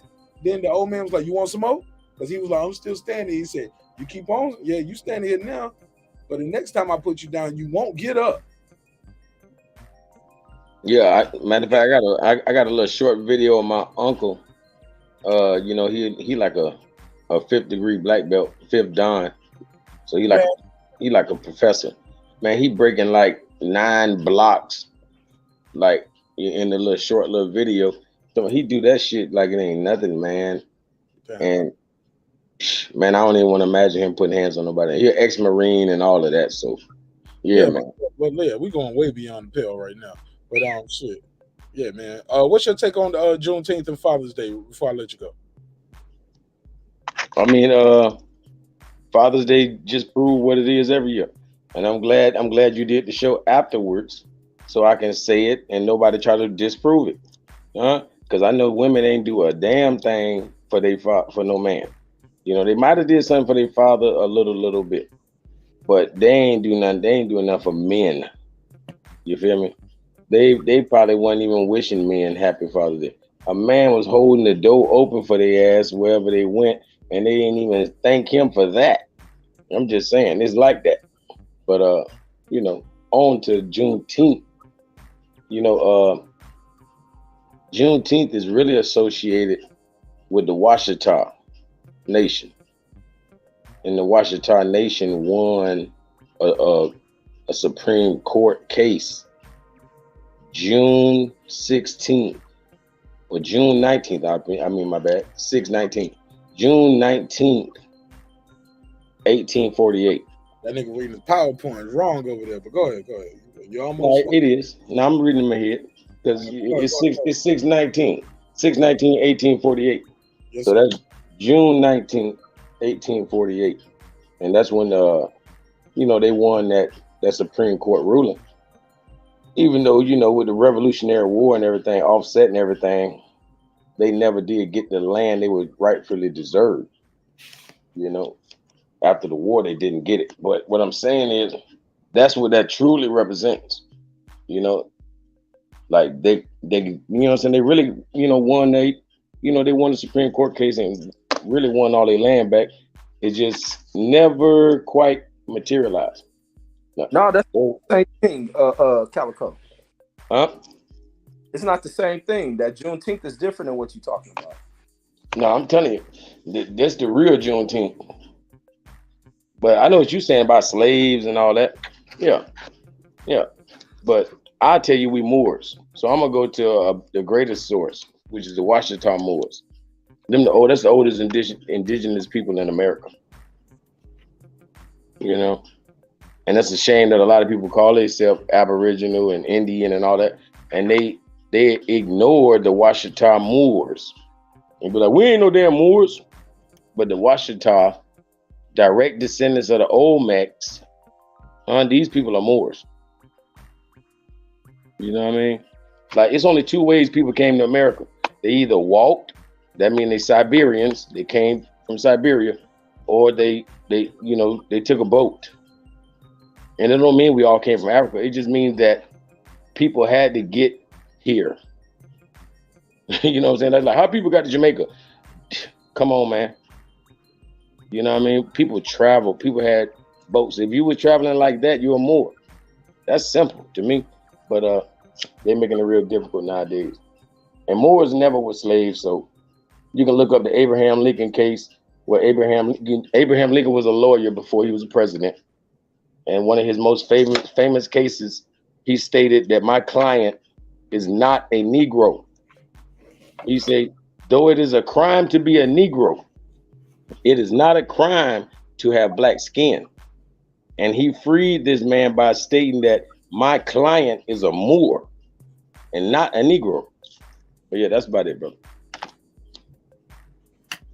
Oh man, shit. And even in that was speaking about the man being free. That's the other thing about that society is that you did have a large number of blacks who were free, and a lot of that shit don't get talked about.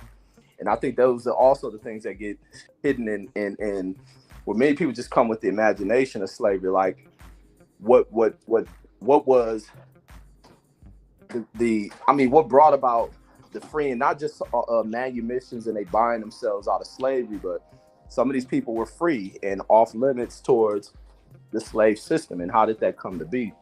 Which is a trip to me, like as I read the slave books and hear about the stories, but nothing goes into detail of what categorized them to be set in a different category than other blacks who were brought into slavery, which is a trip. Hell yeah. Well, shit, we can end it right there, man. Calico, you want to plug and promote anything before I let you go, man? Pull up tomorrow, man. We're going to get into some, I guess they'll call it some woke nigga shit, I guess, early. We'll get into that tomorrow early. Yes, sir. I'm with it. Around what time? I'm going to try to be on time tomorrow, but I'm going to be late. Hey, shout out to that guy Eclipse. 10:30. Between 10 and 10:30. Look for me. I'm going to try to be I'm gonna say shout out to that guy Eclipse. I like that comment. That brother got a lot of that science too. So I'm glad when I'm not here, y'all always well taken care of. You know what I mean? That's for sure. But one love though, brother. All right, Reggie and Mark. All right. All right, P. One love, bro. One love. All right, Reg. Close it out, man. Take us home, man. Yes, sir, man. Another good show, man. Like Brandon was saying, man, these are always good topics. These are the type of conversations I love having. Politics, societal shit, relationships, struggle shop. Huh? Struggle shop. You can't see the crane. Struggle shop, clown fuckers. These type of conversations I love, man. But another good show, man. Another great show, man. All right, man. Well, I appreciate your time and energy, my brother. Follow Bots of Conversation with Reggie Owens 1 and 2. You can also find me at Politics and News with Reggie Owens and Reading with Reggie Owens as well. Salute to my guy Mir. Y'all, I know Bots said y'all brothers and sisters be safe out there. Absolutely. Happy Father's Day to everybody. He said the All Max to Pre-Clavis. Absolutely. I know Bots said my family know both of those dudes. He said the young brother got his face broken in several places. They locked the older brother up. Absolutely. Yeah, he beat the shit out of him, bro. At some point, he won't defend himself no more. Yeah, he beat the dog shit out of that dude. Yeah, that dude had to go to the hospital. That dude was severely injured. You can see his shit broken. You can see his shit in slow motion coming loose. Mandible to the left. The maxilla went to the right. Yeah, all the bones in his face. Yeah, the bottom jaw went that way. Top part of the jaw went the other way. Nose, cracks in the forehead. So look, that wasn't no little dude either. That wasn't just no average size dude over 54. He's an old dude, but he was a big, strong old dude, and he broke that little nigga up, yo. And I don't even know what it started for and how it happened, but yeah, he ain't have to fuck him up like that. I mean, you wanted to fight, bro. Damn, you wanted to fight. That's what. Hey, look, that's why I ain't out here playing with nobody, bro. Stop playing with niggas who ain't playing with you on me. So I'm gonna leave motherfuckers alone. I need niggas to leave me alone. But in the words of Baby Boy, I got heat for niggas like you, cuz. No, I'm joking. No, we don't promote violence unless it's in a boxing ring or an octagon. Yeah, keep your hands to yourself. And everything gonna be everything. I love y'all. Hope you love yourself. It's your man Marq Nash. Another great episode of Breaking Beats, where we break down business, entertainment, art, technology, sports, and anything else you and I feel like squeezing into those letters. Always remember, it's a hip-hop political sports show with a comedy twist. We like to let the jokes fly. You know why? Because life is serious enough. I want y'all to remember, dreams require sleep, goals require effort, and you can get that hoodie at marqnash.com, also with the t-shirts, other little things out there. We got some new merch on the site. Definitely got some new merch on the site. We got the Boxing Life shirt right there. You can grab one of those. They got them. We got the t-shirts, the hoodies, the tank tops. Yeah. Get your coffee mug and everything. So go over there, put the promo code in Nash27 when you're checking out and save yourself 15%. Definitely get one of those Boxing Life tees. Yeah, those shits are dope, man. I can't wait for mine to get here in the mail. I bought the hoodie and I got a shirt. Well, I got a sample. I order my own samples. But low key, sometimes I buy my own merch from me. You know what I'm saying? Pay myself that because I still got to pay for shipping and handling. But I order the print if people fucking with these, and I'll press and I'll have the print ups like I have for these right here. I have my own mock-ups for these where I can just press these up myself. And yeah, I do the vinyl print. I think that they do screen print if I'm not mistaken. So yeah, that's it, man. Love y'all. Hope you love yourself. If not, guess what? God loves you, and so does Marq Nash in the neighborhood. And we got the official Breaking Beats t-shirts and hoodies. This only comes in 2 colors, black and white. Got a black version and a white version. That's it. So support that as well, man. Thank you so much, man. I love y'all, man. I'll see y'all on the next one. And look, man, I know we're going to have beef. We're going to argue sometimes on the show. But look, man, that shit ain't nothing personal. We ain't going to take this shit off the airways. We ain't pulling up with the AK the way you stay. It ain't about that. That shit is some sucker shit. I don't respect it. It's going to get you nowhere, right? And sometimes the conversation gets a little heated. People are going to argue. They're going to bicker. But I want you all to know one thing. I built this shit. Me. Brick by brick. And I'll be damned if I let you tear it down just because you don't like the way another nigga talk. Drive, motherfucker.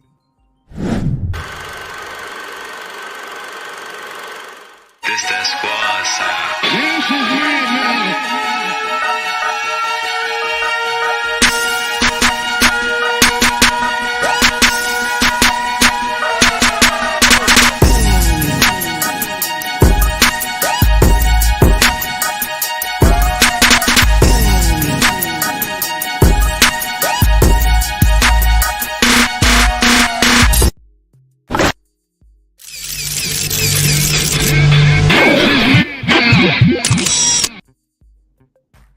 What's my take on the guns up, gloves down events? Hit the link. Holler at me real quick. I'm about to do some editing on some videos. Just hit the link and I'll holler at you backstage. It's your man Marq Nash breaking beats, and I'll see you on the next one. Peace. Subscribe. I don't care how many subscribers he has. Support him. So he made all this possible. He made this possible. God made it possible, Dr. Mark Stern, and so did viewers like you. I'll see y'all on the next one.